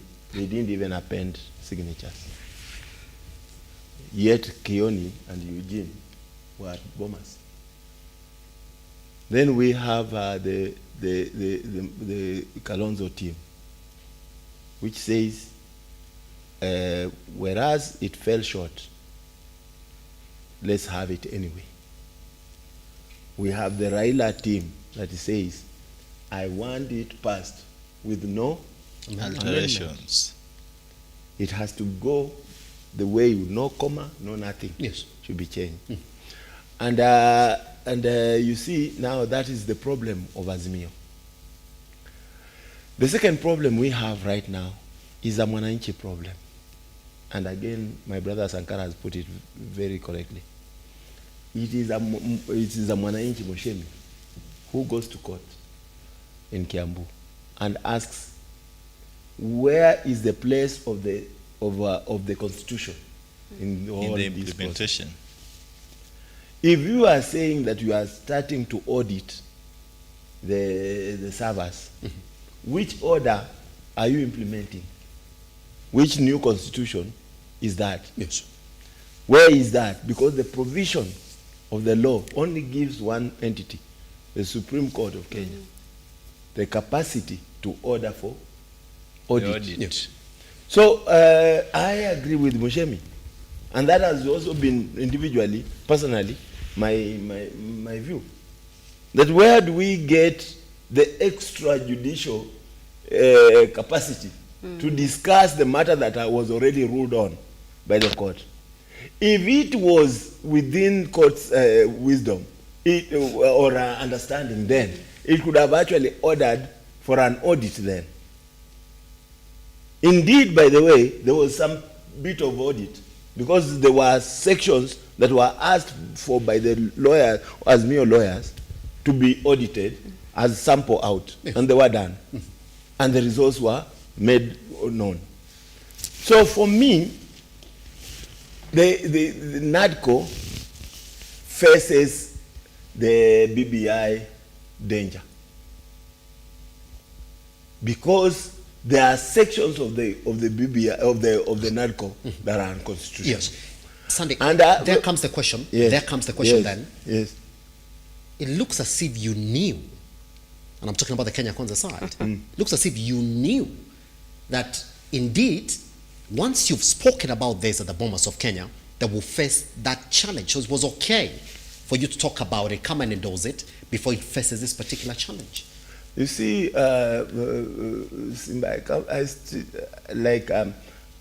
at the risk of sounding like a broken record, yes, even this BBI, I mean Nadco, yes, came out of the Sufuria movement, and all of us know who had interest in the Sufuria movement. Right now he has interest elsewhere.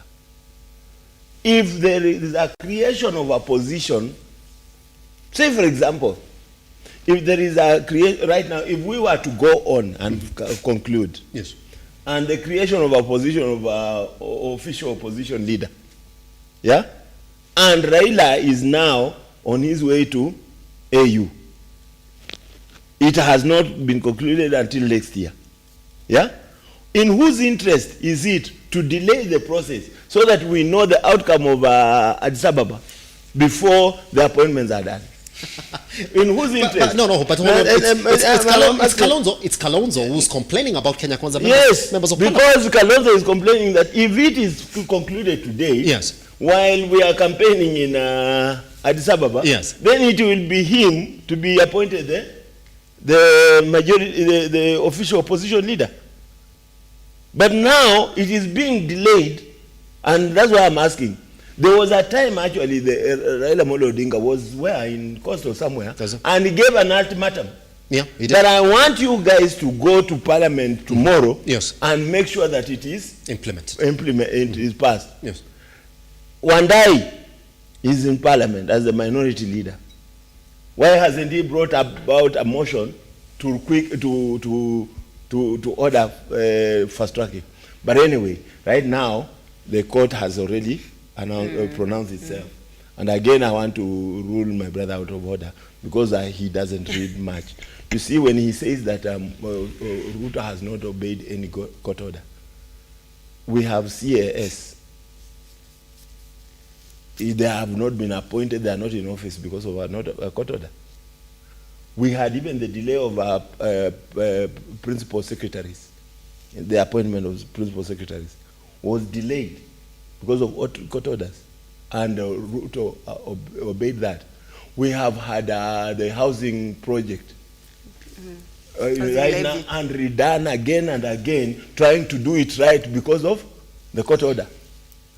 And this is the only president, apart from the days of Kibaki, this is the only other president who has obeyed each court order. Is it okay to balance it and say that he has disobeyed some? You know, No, Sunday is strength. Where the interpretation has been kumsi kumsa, you don't know where it lies. You can't even explain what you are saying. Now, who stands to benefit? Who stands to lose? Who loses if we don't implement it, Sunday? There are two factors. I agree with Ruth. Women are going to be the biggest constituency that will lose out, because the factors in that were heavy, were beautiful. Yes, we were going to unmask the Maraga situation. Yes. For me, I would have rather that came out, because that's the solution. Yeah. The second loser is the Mwananchi in terms of the voter. We now we are out of the timelines of the IEBC. Yes. We have not done the limitations of the boundaries according to we don't have the IEBC in place. Yes. My own ward, where I come from, Kisa East, Kisa South Ward, we don't have an MCA. This is the second year running. Yes. Since the death of my MCA, my own brother, Maloba. And many other wards.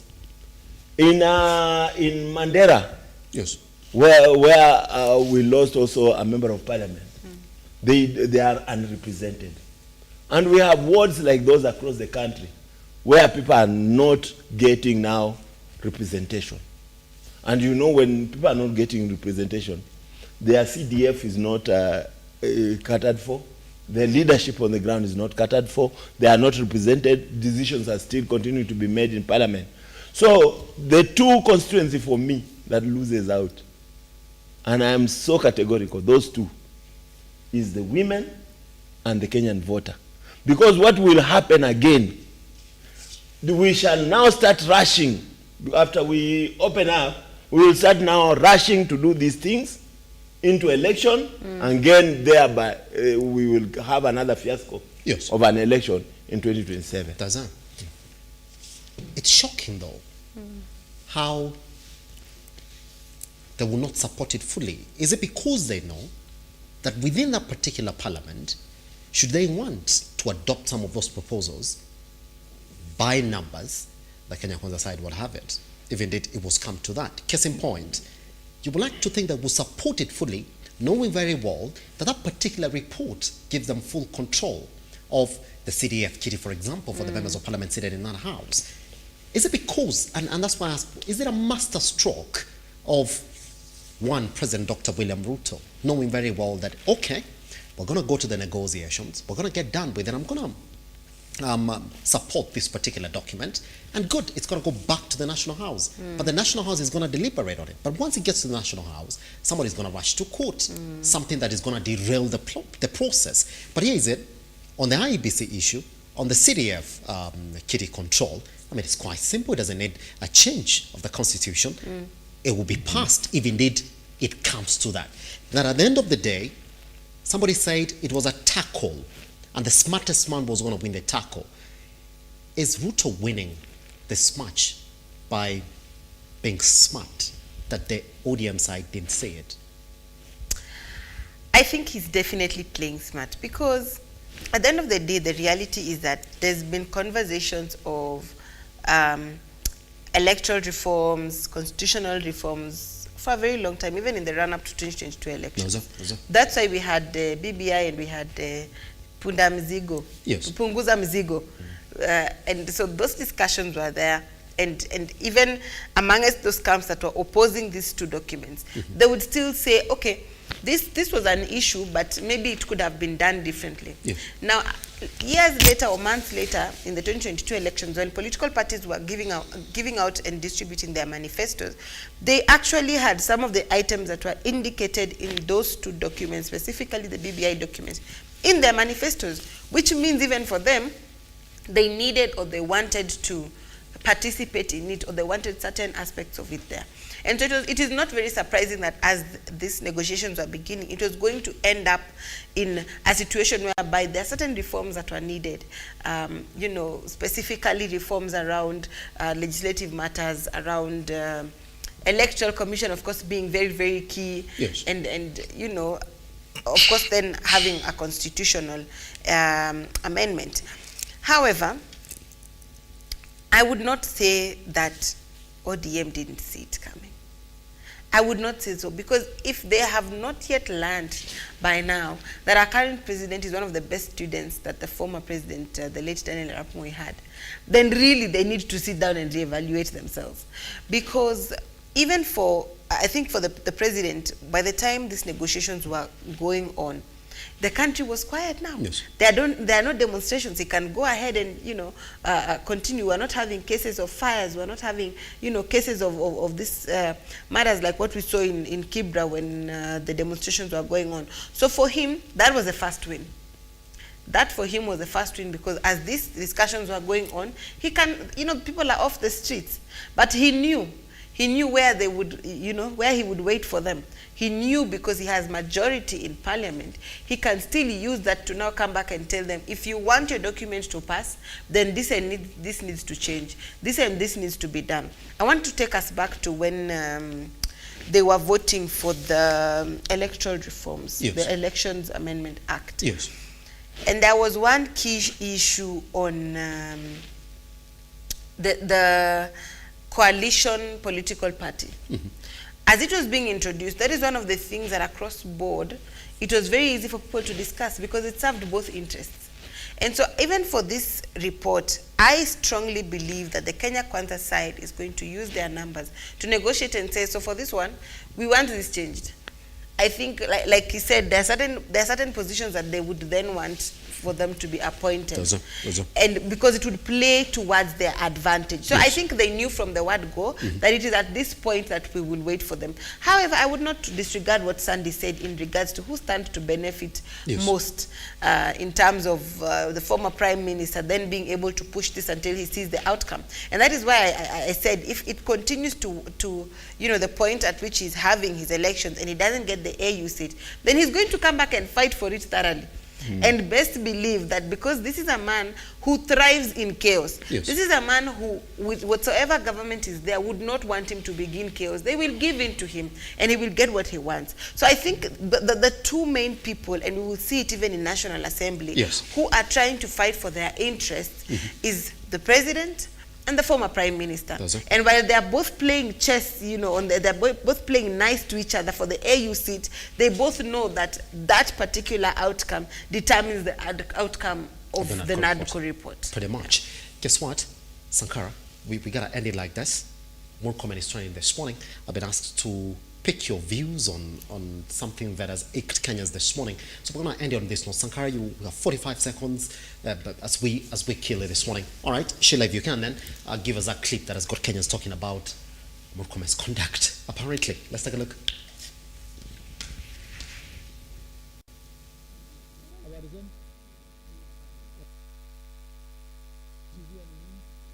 Ndio pendi? Mimi shida yangu ni kazi, mheshimiwa. No, hatupeni kazi. Habari zenu? Mheshimiwa, habari yako? Shuzia ni nini? Ndio pendi? Mimi shida yangu ni kazi, mheshimiwa. No, hatupeni kazi.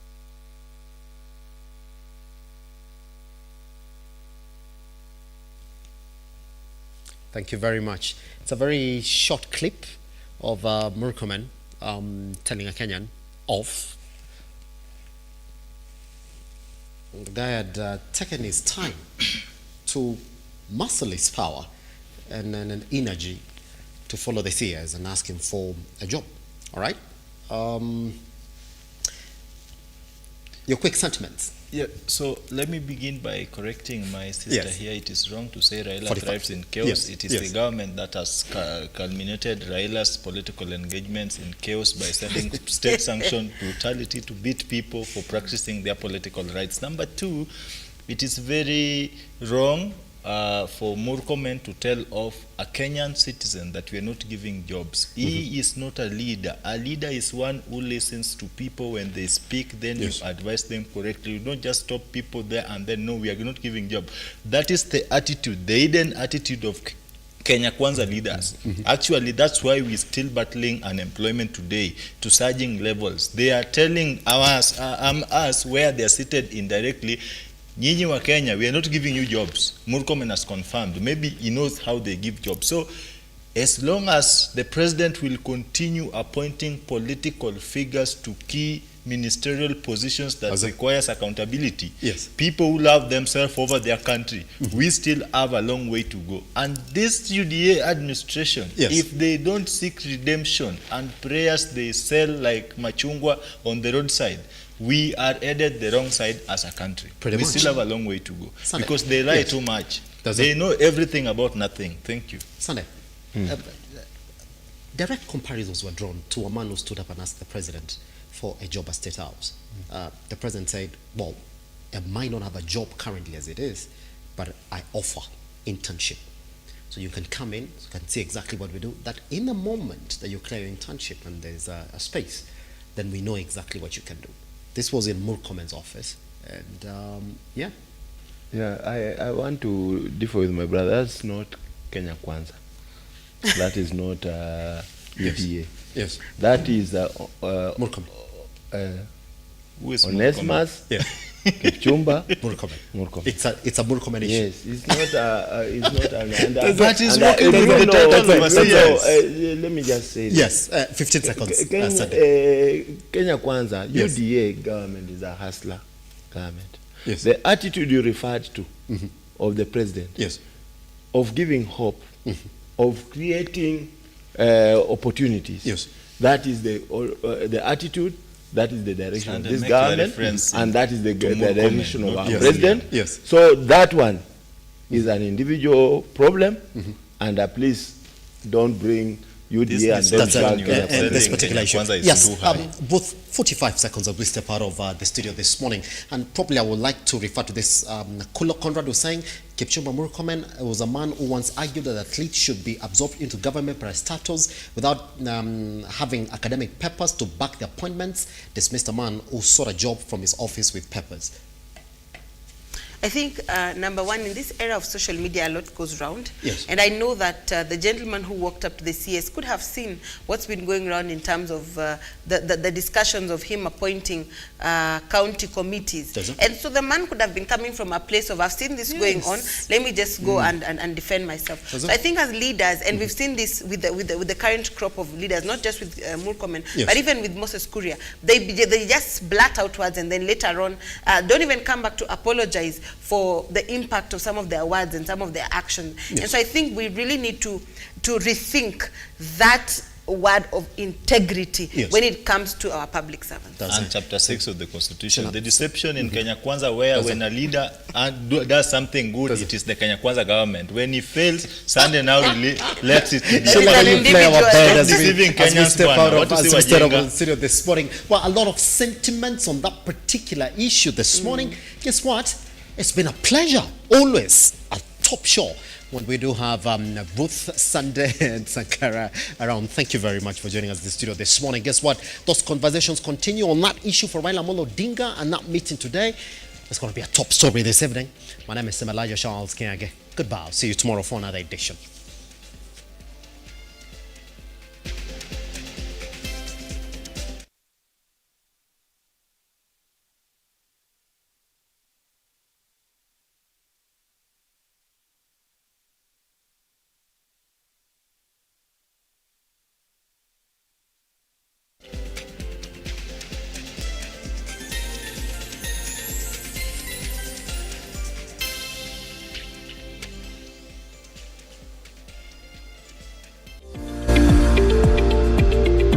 We value your feedback and welcome your complaints about our programming and operations.